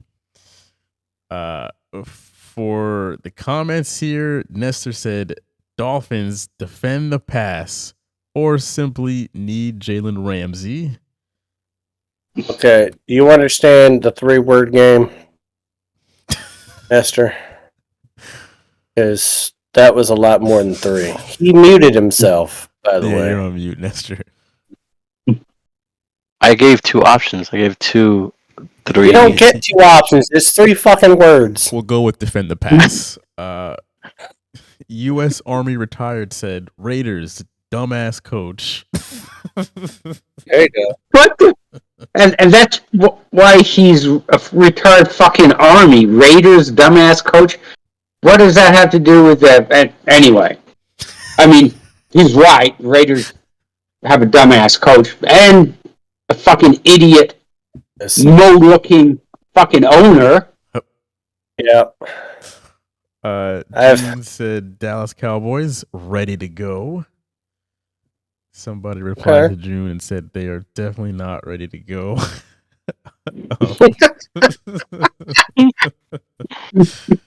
Jaws said Eagles undefeated, inconsistent, nervous. Honest. True. Yeah. That's actually, yeah. Pretty accurate. Nick Diesel, Panthers offense is non-existent. Nick, Yeah. I mean, you've got a rookie quarterback. I mean, what do you expect? Corey says they had CJ Stroud, they'd be a little better. Lions biting kneecaps. There you go. And then last but not least, Life in Scottsdale says 49ers, who's your daddy? Well, if he's from Scottsdale, the Niners are probably his daddy. So that's real. So we're gonna give our own 3 words here. Yeah, G Money and Malin, you guys are the only 2 that we haven't gotten 3 words from. Wait, what's your 3 words, Jalen? Did you say your 3 words? Yeah, mine were time to panic. Okay, yeah, time to panic. Okay. My 3 words going to be NFC West champs, because I feel like that's where we're going to be in the year. I feel like that's where we're going to be. Yes, sir. G Money?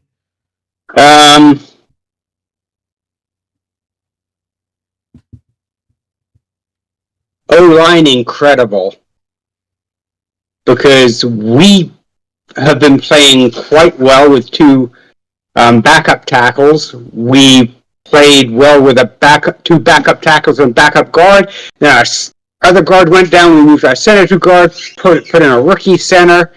It's like, what the fuck? I mean, we don't see this in O-lines. The consistency that they're having. Are out. And we're still winning games.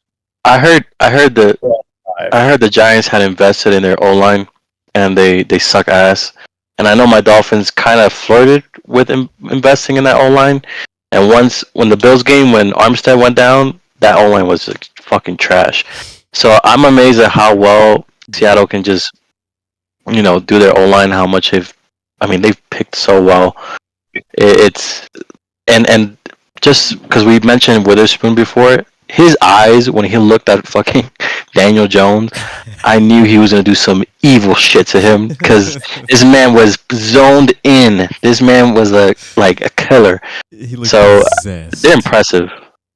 They're impressive. Well, the thing I'll say about our O-line play is I think it comes down to play calling.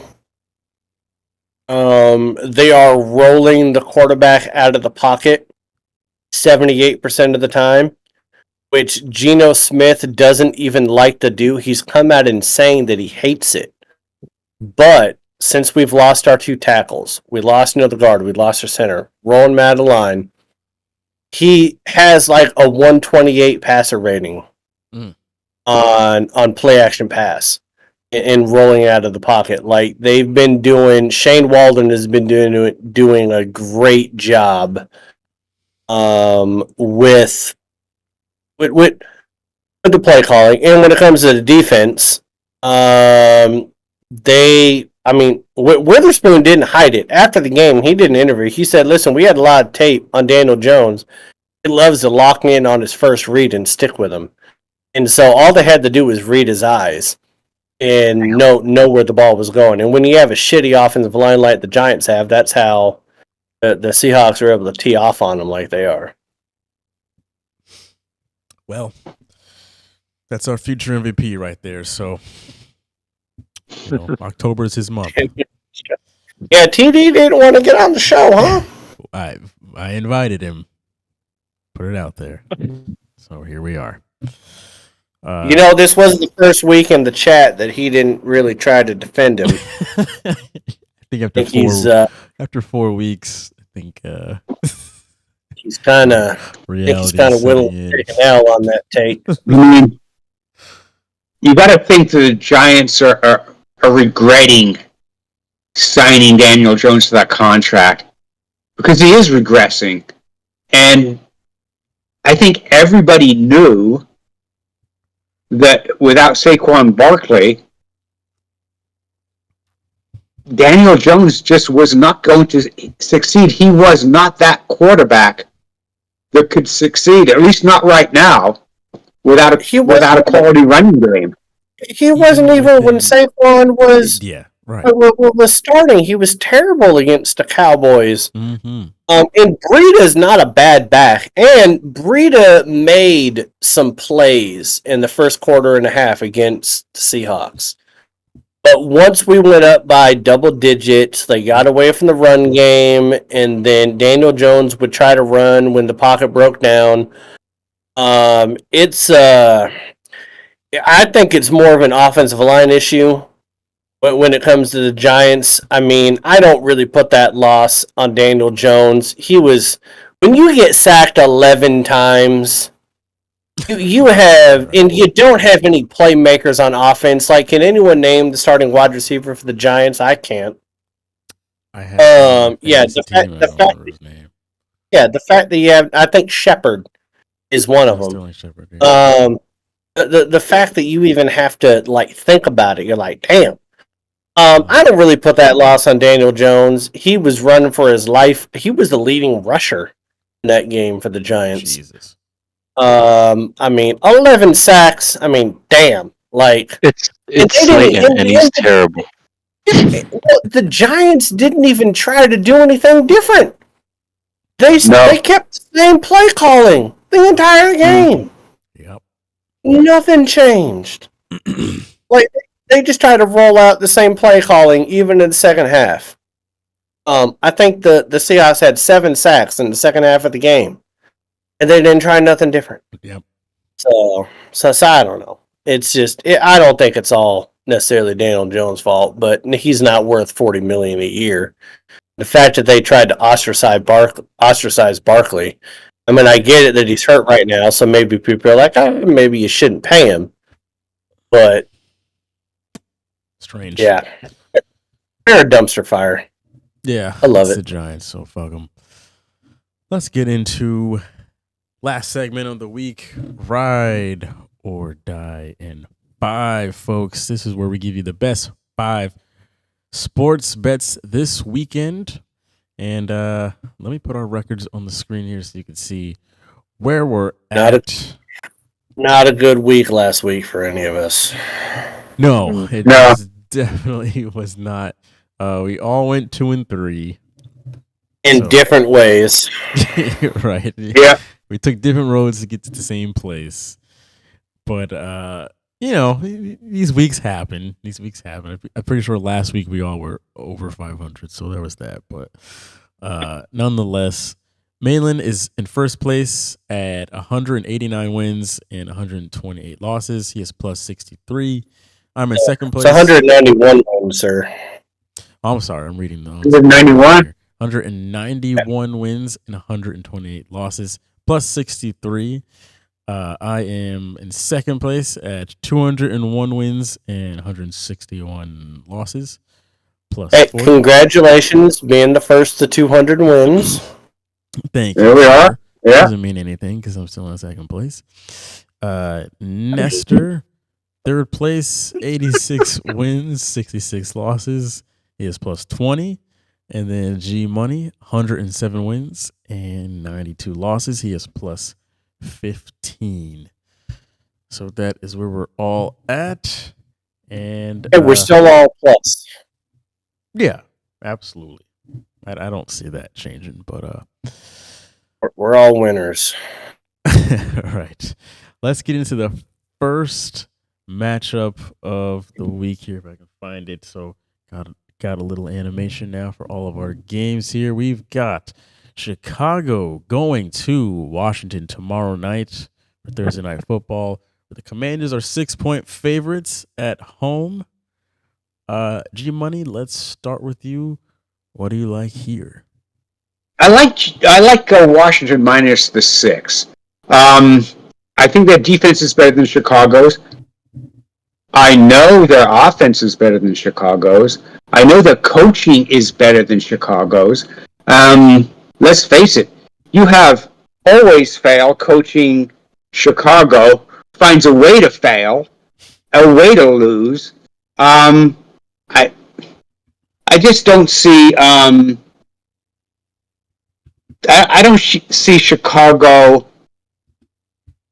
coming close, even with the 6 points. No. It's Washington. I think they've got a better offensive coordinator. They've got a better... Even Rivera. I think he is a better coach than ever fail. I think he is. I mean... ever fail. His real name is Eberlus. It's Ebersol or something, isn't it? But it really should be Everfail because I mean, you look at him and you look at the way he calls a game, and you just wonder, and like, what are you doing? What seriously are you doing? And he came out. I think he came out yesterday and said, management is behind me. Yeah, they're behind you, getting ready to kick you out the fucking door. Yeah, didn't Caesar get stabbed in the back? I think that's about to happen to Eberfail here. I mean, when you, I'll go ahead and go next, Jalen. I'm taking Washington on this one. I think Howell, Robinson, McLaren, even with Rivera is your coach, which is not as great of a coach as everyone thinks he is. Right. He's kind of like James Conner. He beat cancer, so everybody loves him. But the Bears, they've lost 14 straight games, dating back to last year. 14 straight. I think if they lose this game to Washington, Eberfail, which I love that name, is going to get fired after this game. You don't get to go 0-15 your last 15 games 2 years in and keep your job. I think he's going to be gone. You have mismanaged Justin Fields. I do think that Justin Fields is a talent. Okay? Is CJ Stroud playing great in the NFL right now? Right. Exactly. Right? Okay. Was Justin Fields not in the same offense with Ohio State? Yep. Just as successful? Right? Yep. Okay. But yet he's floundered under this Chicago regime. Let's go ahead and call it what it is. The Bears are the Cleveland Browns of the NFC. They can't draft a start. They had how many starting quarterbacks have they had? They haven't had a franchise quarterback since McMahon in the 80s. They had Cutler for a few years. Just like the Browns been rotating through starting quarterbacks, the Bears do the same thing. And they have failed Fields. He'll end up going to another team and probably succeeding better than what he's done with the Bears. I do think that he is a QB talent, but even though Eberfale, whatever the fuck we want to call him, he's supposed to be a defensive-minded coach. Well, where's the Bears' defense? Where is it? They were up, 21-3 against Denver last week? Man. And they end up letting them come back, and it's 28-28. And then Eberfale is in field goal position with like a chip shot, 42-yard field goal, goes for it on 4th and 1, misses it, and bails Sean Payton and Russell Wilson out. I mean, the Broncos should be 0-4 right now. Thank you. Not the Bears, but it's the coaching. Yeah. It's terrible. I don't see them beating Washington on Thursday on a short week. Yeah, I'm gonna go real quick. I'm just gonna echo Malin. I'm also taking Washington in the 6 points. Justin Fields, his overall record as an NFL starter, 6-25. He's won 6 games since 2021. Hey, they're 0-14. It's crazy. Their last 14 games. Malin put in our Discord a couple days ago that the Queen was still alive when the Bears won their last game. Was? I mean, that's sad, but true. That's after. Yeah. That's terrible. There's some really bad coaching in the NFL right now. And Eberfale is definitely near the top of that list. You also know that the Bears are the only team in the NFL not to win a football game since Elon Musk bought Twitter. Right. Yeah. There's that. What are we doing? Yeah. So I can't put all of it on Justin Fields. I mean, clearly he's not that bad, but because this week was, a good example. I thought for sure, all right, cool. The team's got to get their first win here. They're Denver, Chicago. It seemed like it was going to be Chicago. I'm like, great. Bears finally going to get a win. And they still botched the game. If they couldn't come away with a win in that one, I'm still taking, Commanders 6 points. They'll cover that because to me, the Commanders seem more competent than Denver. How is it on 4th and 1? And you decide you're not going to go for the field goal. Okay. You want to go for the first down. Okay. But you do it out of the shotgun, and you run it out of the shotgun. That's like Dallas last year in the playoffs with that last play against the 49ers where they do that stupid-ass fucking playground play where everybody's looking at each other going like, am I high or are they high? Because I don't know what they're doing there. At least try the tush push. Right. Yeah, exactly. Right. Try at least get up on the center, right? Nestor. Dumbasses.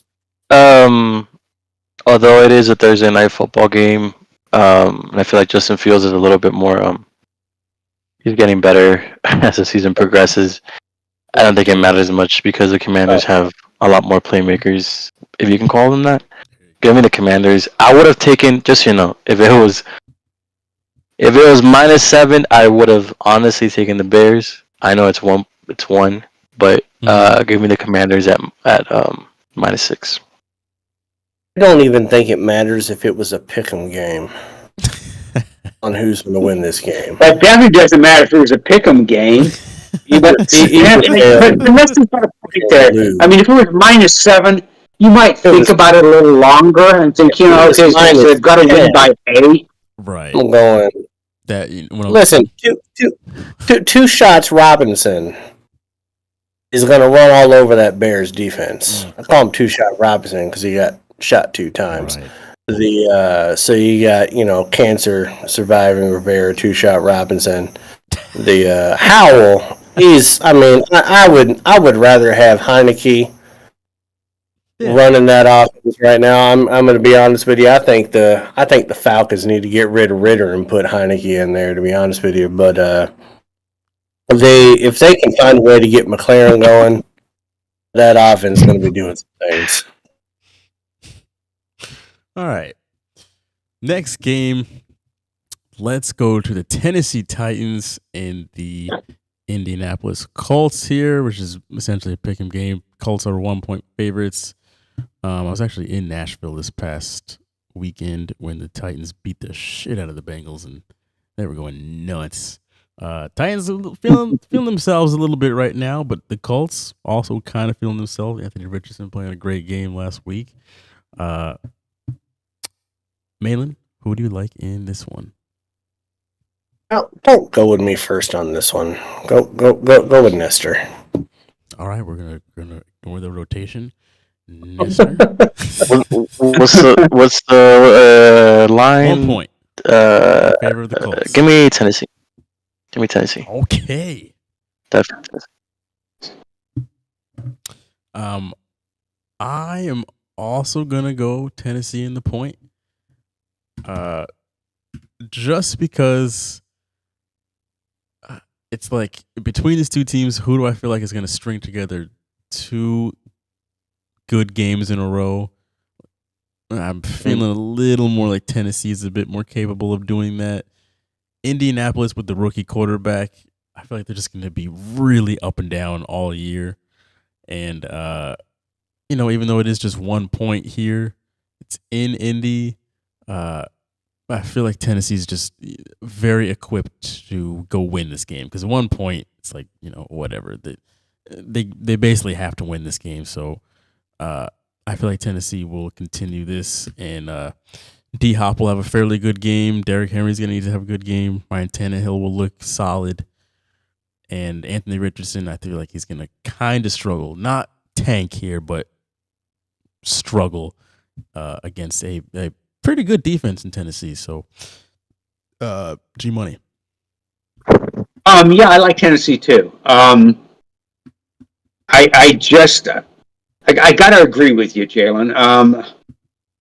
I like Anthony Richardson though, and I had thought before the draft if he had dropped down in the top, down to 20, 21, something like that, the Seahawks might have taken him. And definitely, if he dropped in the second round, I thought they would have taken him. And yeah, but even though Ryan Tannehill, not quite the quarterback he was last year, and Derrick Henry isn't quite running like he was last year, I still think they have enough on offense and even on defense to beat Tennessee with the +1 point. But you think Tennessee will beat Indianapolis, is what you're saying? With the point, right. With the single digit. Okay, because you said beat Tennessee, so I just wanted to make sure you're going with. I'm taking Tennessee. I'm taking Tennessee. Yeah. Okay. Yeah. I just wanted to make sure because you said beat Tennessee. So we're here, money. We're here. Okay. I was just wanting to make sure. Damn.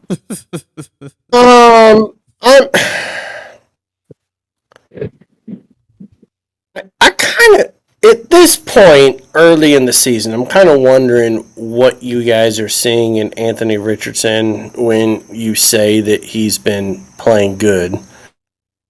Even last week, he was 11 of 25 for 200 yards. Yes, he scored 2 touchdowns, but 11 of 25 with 200 yards near the quarterback.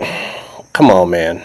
I mean, he's only completing 56% of his passes right now, and he's already been concussed because that Colts offense, they don't know how to necessarily protect the quarterback, and they have him run him all over the goddamn place because Indy's offensive line is just fucking terrible. They did get the Tennessee Titans got Henry going last week, 122 yards. He had a 5.3 average. I'm going with Tennessee on this. I think they got a better defense. I still think that they're underutilizing the Hopkins right now. Maybe he gets going, maybe he doesn't, but Tannehill is still efficient, and the Colts offense has not been great. And we all know that normally, if you're the home team, you get 3 points. So the fact that they're only getting 1 point says that there's, Vegas is trying to get people to bet money on Indy right now, but I'm not buying it. Okay, here we go. You get cyber hacked, you don't have my trust. So I'm going with Tennessee on this. Cool. All right, so let's go to the next game here, which is the Philadelphia Eagles going to Los Angeles SoFi Stadium to play the Rams, where the Eagles are 4-point favorites on the road. I will go first here. I'm going to take the Eagles to cover the 4 points. If this was like 6 or 7, I'd probably take the Rams on the points. It will be, sort of a close game, I think, within that one possession. But I think it'll be by about a touchdown, and it will just continue to kind of feed the Eagles nervousness that they're having right now of like, we're still feeling really good, but not exactly. They'll get the job done without a doubt, but it just won't be very pretty. They'll convert on some good fourth downs to keep the possession, keep their time of possession over the Rams, which I think is very important. The Rams will score when they have the ball, but I think it'll be a battle of possession, time of possession, and the Philadelphia Eagles will win that battle, which I think will most importantly space this game out and give them like a touchdown lead in the end. So give me the Eagles and the 4 points on the road. Malin, go ahead. Yeah, I'm going to take the Eagles on this one with you.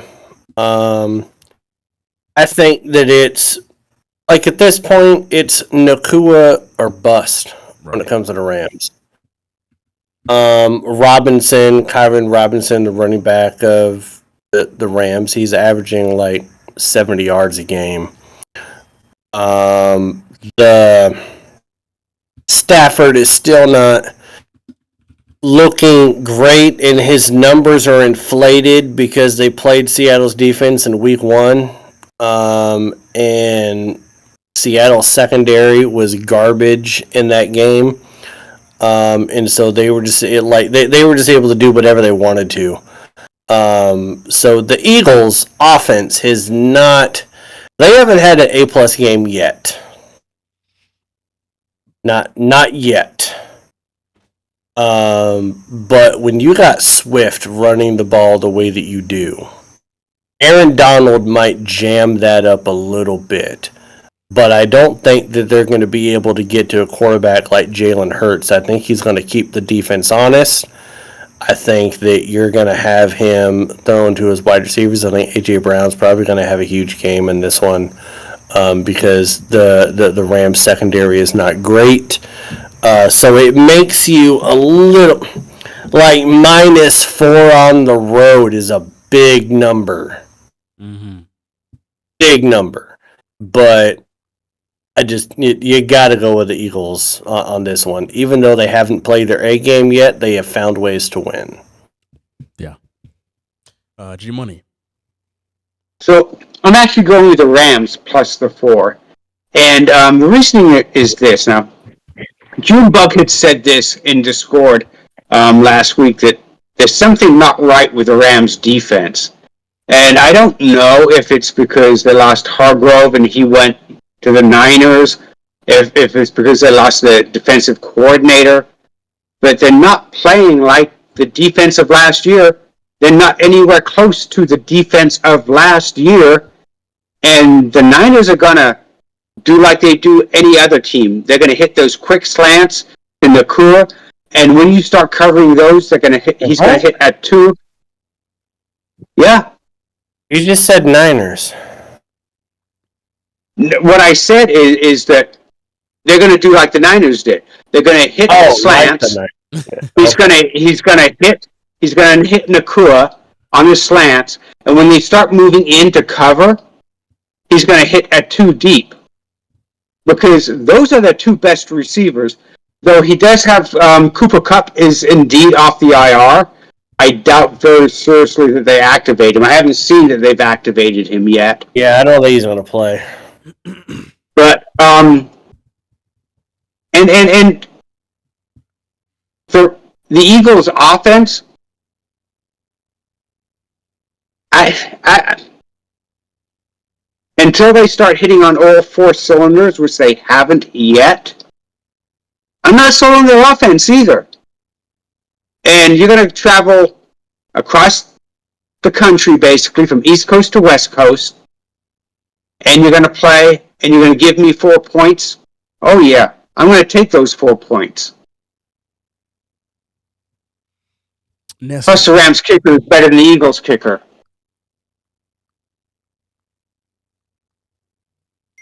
Go ahead, Nestor.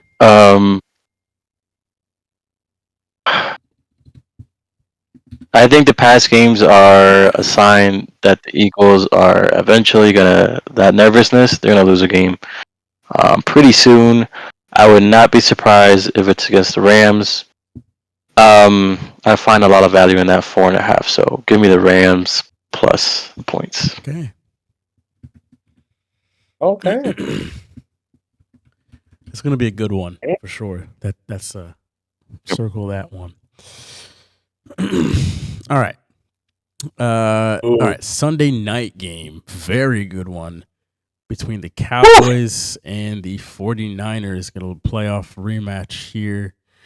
Cowboys are 3.5-point underdogs on the road. If you do want their money line, it's plus 163. Just putting that out there. Malin, let's go with you first.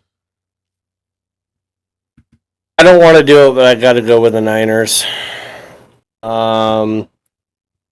I think both defenses are playing really well, but I do think, and it's not even Brock Purdy, but I think Shanahan's offense protects the ball better in the passing game than McCarthy and Dak. Now, Dak has only thrown 1 interception, but you got CMC running the ball.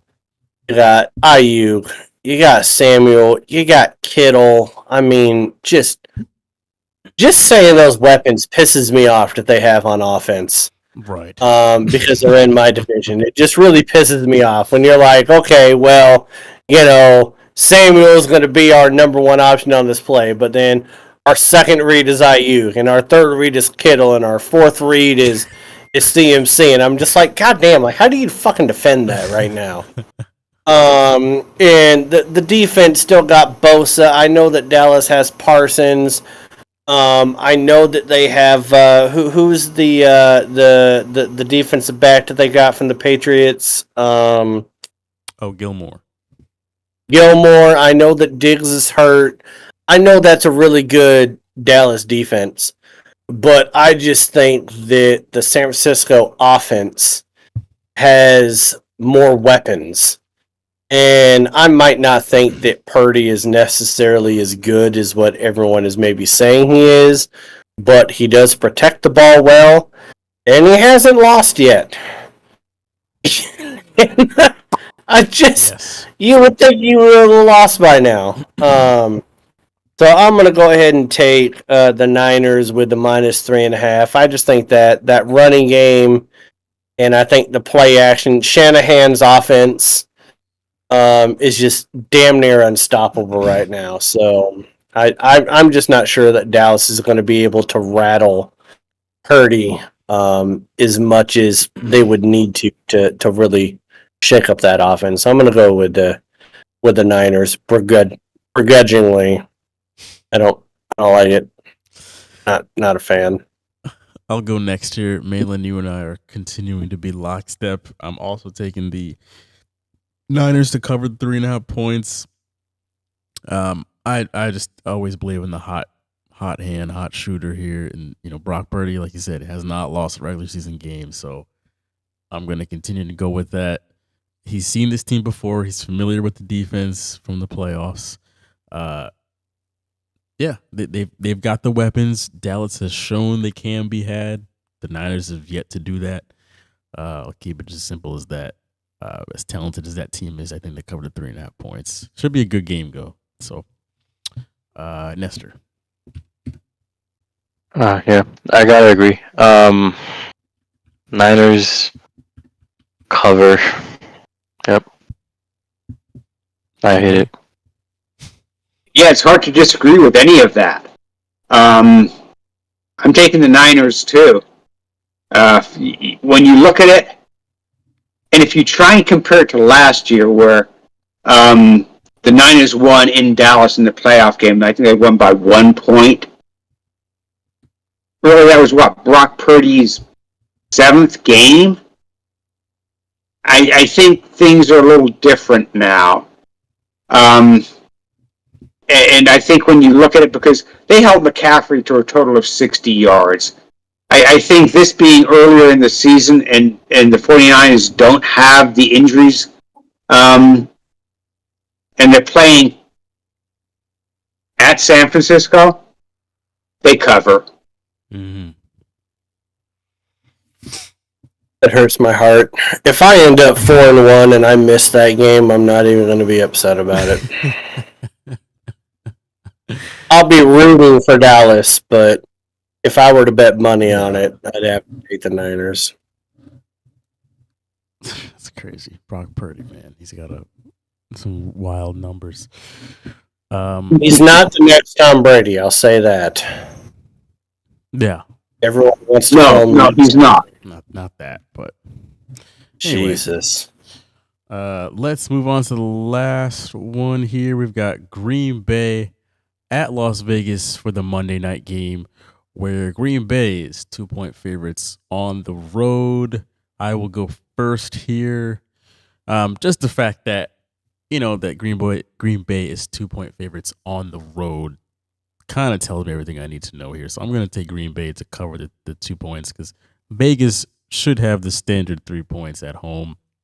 Green Bay they got embarrassed on Thursday night this past week. It was kind of interesting at the end. The scoreboard is misleading. They were getting manhandled the whole time by the Lions. But I think they will make up for that. Vegas is a very strange, I think, poorly coached team. That offense is just very weird. Their defense is, all right, but I think Green Bay will bounce back from that embarrassing loss they had on Thursday night. They're going to be on an even bigger stage this Monday. Jordan Love will play a good game. I don't think Jordan Love was bad by any means necessary. And this is a pretty good opportunity for him to do that because this team will just keep giving him chance after chance after chance after chance. He's not playing a team that's going to keep the ball away from him. Vegas is fucking weird. I'm taking the Green Bay Packers in the 2 points to cover the 2 points. G-Money. Yeah, definitely taking the Packers. And I'm willing to do a side bet to say that a majority of the fans in Arente Stadium are going to be Packer fans. They'll almost be like a home game. Yeah. Josh McKnow probably should not be coach of Malin's kids' little league team. God damn. I mean, he's just. I mean, look, he blew it in Denver. He decided right up to where they were going to introduce him in Indianapolis. No, I'm not going to do it. And he went to the Raiders because freaking Mo Davis had decided he needed a coach and just shelled out the money for him, opened up the bank. But what has he done? I mean, he basically signed Jimmy G, who, could be on GQ magazine, but definitely not in the backfield of any offense because he doesn't stay upright or healthy. And it's got to the point now when you look at their offense and you go like, dude, you were supposed to be this offensive genius. When you were with the Patriots and you had Tom Brady and you could figure things out. You went to Denver, couldn't figure them out, traded Jay Cutler, drafted Tebow. That didn't work out well. You went back to the Patriots with Tom Brady, won a couple of Super Bowls, looked good again. Mo Davis doesn't know what to do, needs a coach, should have kept his interim coach that was actually winning, hired you. First thing you do is get rid of your quarterback and sign Jimmy G. Yeah, Jimmy G was with you in New England, but my God, the man has never been healthy. The whole time he was with the 49ers, he never played a full season. And you got rid of your weapons. You kept Devontae Adams because you couldn't trade him because nobody was going to take that contract. You got rid of Waller. I mean, you really, really, really, really wanted to get rid of Josh Jacobs. I don't know. I just don't. The Raiders are dumpster fire. They've been a dumpster fire for a little while now. And I don't see them covering. I don't see them winning a whole lot. And even the fans that drive in from LA and Frisco are going to stop coming. And Agente Stadium is going to be like an away stadium for the Raiders because the majority of fans are going to be the visiting team. Yeah. The home field advantage for the Raiders is definitely going to end up like SoFi and AT&T in Dallas, where it's a destination for away teams to book trips. Just like, in LA when the Rams play, it's 60-40, the away team. It's damn near 70-30 away teams in AT&T. It's going to start getting 20-80 when you go to Allegiant Stadium in Las Vegas, because Las Vegas is going to be a place where people want to go watch their team play. Hell, G Money and I have even talked about when the Seahawks end up playing the Raiders. We want to go down and what now. The prices are fucking ridiculous. But it's kind of going to be a go-to. You want to talk about the Raiders. First of all, Josh McDaniels, Jesus Christ, like how bad of a coach can you be? You get rid of Derek Carr. That's fine if you want to get rid of Derek Carr. You want to sign Jimmy G. I understand that he has a 70% winning percentage when he's healthy. But right now, he leads the NFL in interceptions with 6. He has 5 touchdowns, 6 interceptions. This offense is just abysmal. Mm-hmm. Jacobs is averaging 2.7 yards a carry. He's averaging just over 40 yards a game right now. He has 166 yards. He led the NFL in rushing yards last year. And he's averaging less than 3 yards a carry right now. Now, yes, Adams is going to get all the touches, right? Because he's Devontae Adams. So, of course, you're going to throw it to him. The fact that Hunter Renfrow, who is your second best offensive target, okay, has 7 targets in 4 games. 7 targets in 4 games. That's 5 catches. Thank you. In 4 games. That's just criminal. So yeah, Jordan Love, he's he's feeling himself out. I don't even know if Adams is going to end up playing. But you got to go with the Packers on this game. You just can't trust Josh McDaniels. He's one that, like, there's Eberfale and then there's Josh McDaniels that doesn't know what the fuck he's doing. Like, these two people just need to go. So yeah, you got to go to the Packers on this. Not even because they're great, because the Raiders are so dysfunctional. Exactly. Real quick before Nestor goes, I haven't heard Hunter Renfro's name this entire season. We're a month in. I've heard nothing about Hunter Renfro, and it's like he's supposed to be their next best option. It's like if you go back a couple years ago, the Raiders make the playoffs, and he's a huge reason why they got there to play the Bengals in that playoff game. It's like, what are you doing? Aren't you supposed to be an offensive mind? How are you not using the next best weapon? He has 5 catches for 52 yards. Embarrassing. And you got rid of Waller. Not that Waller's doing much in the Giants. And he didn't do much last year under Josh McDaniels. He had a great year the year before. But he's supposed to be one of the best tight ends in the league. You let him go. Like, what do you... I don't know. The Raiders are just fucking dumb fire. And Jimmy G's already had 2 pretty bad injury scares in 1 month. So we see where that's going. Nestor. Yeah, man, I love Green Bay. With what they're doing now, Jordan Love. A guy that I love to see playing right now is Romeo Doubs. He is going off, especially when he played against the Lions. He didn't stop. Like, he had the same type of output.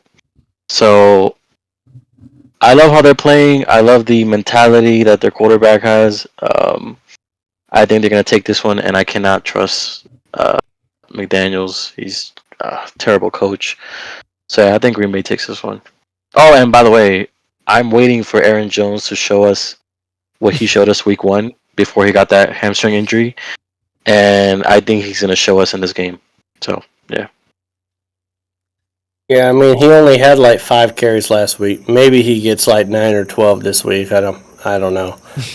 I just think that Love, 8 touchdowns, 3 interceptions, which is weird because he's only completing 57% of his passes to a bunch of no-name wide receivers. But Matt LaFleur is a better offensive mind than Josh McDaniels. I think that Josh McDaniels falls under, and I'm trying not to shit on your Patriots right now, Jalen, but Tom Brady makes everybody look better. Right. And there hasn't been a Patriots offensive mind, whether it's been Bill O'Brien, Charlie Weiss, or Josh McDaniels, that's left to go do something that's been able to replicate anything because they haven't had Tom Brady. Right. And Jimmy G is not the next Tom Brady. As much as Josh McDaniels wants to think that maybe he would have been. And he's just a bad leader, Josh McDaniels. I mean, he did the same thing with the fucking Broncos. Right. He got rid of Jay Cutler and brought in Kyle Orton and drafted Tim Tebow and got rid of Brandon Marshall with the Broncos. I mean, he gets rid of great talent and then tries to be the smartest man in the room, but he's a fucking idiot. So, I don't know. I don't know if you guys remember this, but a while back, the Patriots brought in Tim Tebow as like a backup quarterback for tight end. Yeah, sorry, tight end for a brief stint. I don't think that happens if Josh McDaniels was not there. They had to have him because he was like, no, maybe we can make that work. And that was after he was with the Jets. Right. Just zany kind of guy, which he worked really well with Tom Brady. Clearly that connection worked, but outside of that, he's proved absolutely nothing. So, yeah. Yeah, all Tom Brady did when he left the Patriots is win the Super Bowl. No offensive coordinator that's left the Patriots has done anything. That's true. Yeah, I was thinking about this today as I was driving back from Olympia. I was like, 2 years ago when Pete Carroll and Russell Wilson had a bad year, and then Russell wanted to be traded, how the national media were basically saying that the times had passed Pete by. He needed to retire. He wasn't a good coach. He didn't know how to get the best out of his players. He was too college orientated, too rah-rah, and this is a professional sport. And he just needs to retire. Well, Russell Wilson got traded to Denver, and we saw how that worked. And Pete Carroll worked with Geno, and we saw how that worked and how it's working this year. But what we don't hear is with Belichick. We heard rumors from time to time about who made who. Did Belichick make Tom Brady, or did Tom Brady make Belichick? Well, I think looking back now, maybe in the beginning was a little of both. Let's say first 5 years, a little of both. Belichick helped Brady. Brady advanced and then helped Belichick, and then after that, it was Brady. Because once Brady left, Belichick couldn't do it. And if we look at the drafts that they did, they didn't really draft well. Maybe time for Belichick to retire. Well, there's talk that Robert Kraft might take the GM responsibilities away from Belichick. Because, like you said, he can't draft. He can't draft wide. He cannot draft offensive. Now, he can draft defensive talent, but he cannot draft offensive talent. You name an offensive talent outside of maybe Gronk and Edelman that was originally supposed to be a backup quarterback, and Belichick has not been able to draft anybody. It's always been trades. And there's been a lot of people that was the GM back then when they made those drafts. He's been the GM for a long time. But I will say that the first 3 Super Bowls, I think that was more Belichick than Brady. You were winning a lot with defense. Brady was not on Peyton Manning's level. They were beating Peyton Manning and the Colts mainly because of that defense. Maybe Jalen can speak a little more on that because he's a Patriots fan. But Tom Brady ended up changing the game, and they wouldn't have won 3 other Super Bowls without Tom Brady being Tom Brady. It just wouldn't have happened. You wouldn't have beat the Seahawks. You wouldn't have come back from 28-3, and you wouldn't have beaten that defensive stalemate against the Rams. I think that Belichick's going to take a knock on his legacy a little bit, which might be a little bit unfair because, of course, you have to have a great QB to win, right? Walsh wouldn't have been winning Super Bowls without Montana. You know what I mean? Noel wouldn't have been winning Super Bowls without Terry Bradshaw at quarterback, probably. But at the end of the day, it's just there hasn't been a coordinator, offensive or defensive, that have left the Patriots that have done anything. Not even like Roman Kermel left, and he didn't do anything. It doesn't matter. Who was the guy that went to the Lions? Matt Patricia went to the Lions. He didn't do anything. You got kneecap biting head coach doing something with the team that Patricia couldn't do. So there's something to say for the Belichick tree that cannot sustain success away from New England. And that's wild because Bill Parcells, Walsh, the amount of people that came out of San Francisco. You had so many people. that came out of San Francisco. The Andy Reid is the last one still there. Holmgren came out of San Francisco. Yeah.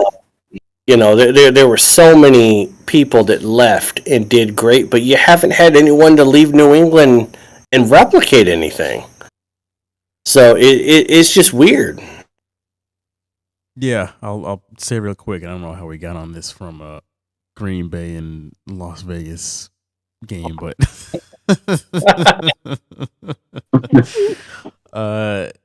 yeah, I completely agree. The first half of those Super Bowls definitely more Belichick, but as we got into the 2010s, it was more Brady than Belichick as the game has evolved over time. And in that TikTok video that I made a couple days ago, that's something that I hit on, was that Bill Belichick has shown that he can't assemble a team in the 2020s.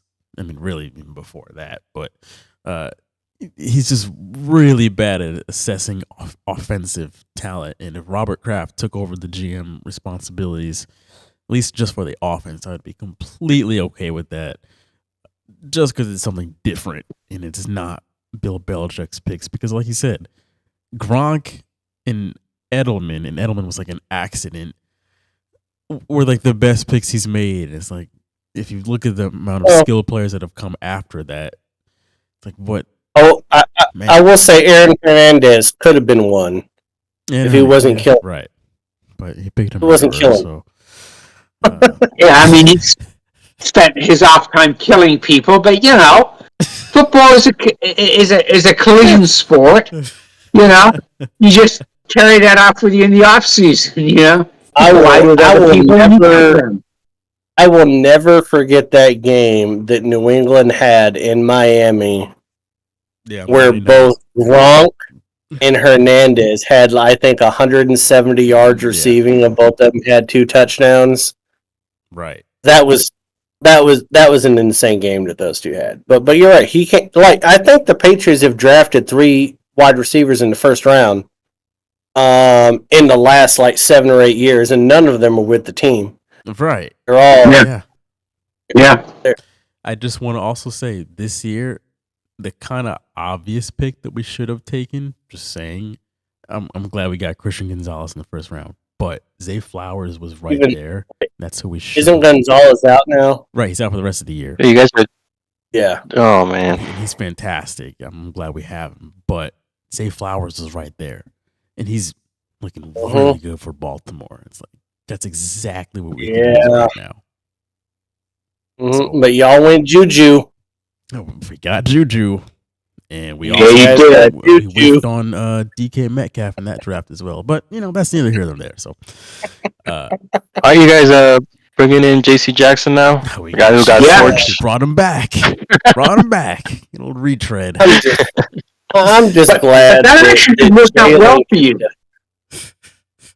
A little bit. I mean, they're still going to have their number 1 corner next year, and they ended up getting a trade for a 6th or 7th round pick. Yeah. That's Los Angeles was not working out over there, but I mean, I'm not sure the Chargers didn't know how to use him. Right. I mean, my God, when we talk about dysfunctional coaching staffs, the Chargers have to be in the top 5. Yeah, they have so much talent, and yet they don't produce like they should. Staley deserves to lose his job too. Not only did he fuck up a couple years ago and costing him a playoff berth, but somebody, God, I forget who it was. Someone caught an interception last week, and Staley was on the sideline telling them to get down. Instead of them, they could have gotten another 35 yards easily. Yeah, I think it was with what that was. And I'm Asante Samuel. Yeah, right. I can't believe Asante Samuel's still in the fucking league. So that geriatric ass, he catches an interception. He's got 30 yards of pay dirt ahead of him that he could have gotten, and you have Staley on the sideline telling him to get down, and he falls down, and you're like, okay, Staley, you're a dumbass. I'm like, what? What do you? When is that ever a bad thing? He deserves to lose his job just as much as McDaniels and Eberfale. Those three, Jesus Christ. How do they have jobs? They're just fucking up Justin Herbert's career. Staley is. That's just fucking ridiculous. Unbelievable. All right. That's where we're at. That was fun. This will probably be our longest episode of all time, but hey, we're all at No, week, so hey, we've gone to almost 1 o'clock in the morning before. What will we have? Those are our picks for the first week of October here. So, anyway, we want to thank you all for watching, listening. We want to thank G Money, of course. We want to thank Junebug for joining us. We'll be back next week, same time, same place, for our next week of NFL goodness here. We're coming up on an NBA season coming back, which is kind of crazy, but it is what it is. Anything else you guys want to mention before we get up out of here? I would just like to mention that I will speak for the rest of the three of us that I'm glad that you're having to deal with ineptitude with your Patriots, because you've dealt with 20 years of just beating the shit out of everybody else. So I'm glad for that. And I would also just like to point out that the Celtics picked up Drew Holiday. We didn't talk about that. So not only did Nestor not get Dame Lillard, we're talking about my team, but you guys should be focused on another team. Yeah. Butler ended up with I don't know what the fuck haircut that was that he had. I know it was a joke, but that damn little straight ass shit that he did, that was scary. So the Miami Heat's best player is a drag queen, apparently.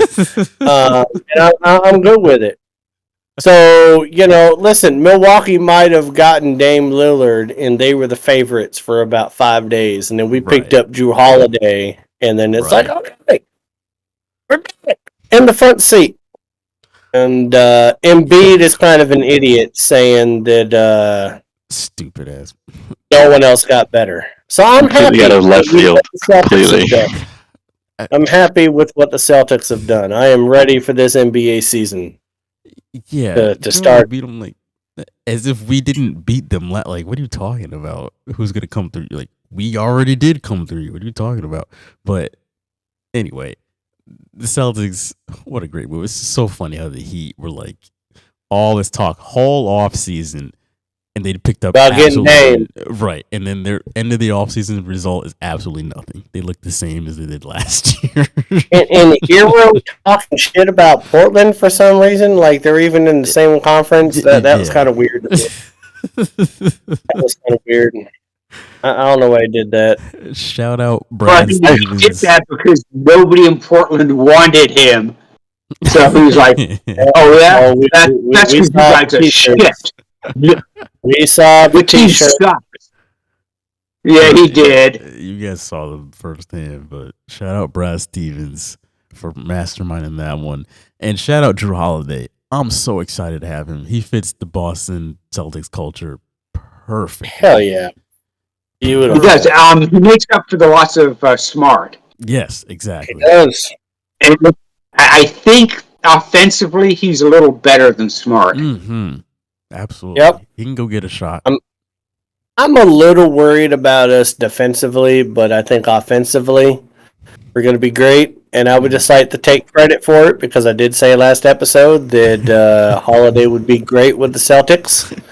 And they went out and got him. So somebody was listening. Brad Stevens watches the show, so that's He does watch the show, Yep. He was like, Malin said it, let's go do it. Yeah, he makes sense. That man makes sense. We need to add him before Miami can even think about it. Yeah, Miami doesn't think about anything. I think that Pat Riley's in a nursing home right now, so I hope we don't scrape. I hope we don't even scrape the playoffs, so we can just, realize what we did. I mean, it's okay, Mister. Don't worry about it. Miami's going all emo. 3 hours away from Miami. They're following freaking Butler on the whole emo thing. Next thing you know, they've all got straightened hair. They've all painted their nails. They're in touch with their feelings, and they're playing the WNBA. Emo Jimmy Butler season. We'll see what happens. I'm not even sure that the Miami Heat could beat the Los Angeles Aces right now in the WNBA. If they go off, you're never going to stop hearing about emo Jimmy Butler. I think that Kelsey Plum could lock down Jimmy Butler. Is all I'm saying. Surprised you know those names. She's a U grad. Did you know Kyle Kuzma plays in the WNBA? Allegedly. Allegedly. Dwight Howard has a wig on right now, playing for the New York Liberty too. Him and Brianna Stewart are about to challenge the Aces WNBA championship, and that's about the most WNBA coverage you're gonna get out of this show. Absolutely. So enjoy it. I love on Facebook when they post the scores in the news. Everyone in the comments is like, "Who gives a fuck?" You're wasting bandwidth. Get off of here. With ESPN, it's either LeBron or the WNBA right now. That's all they got. That's why they're firing people. They ain't making no money. Right. Keep posting those WNBA scores. That'll get you back profitable. Anyway, this is your favorite show on the internet, folks. It's been another great week in the books. We will talk to you all for week 5. We started some October football. And thank you for watching. Thank you for listening. Peace.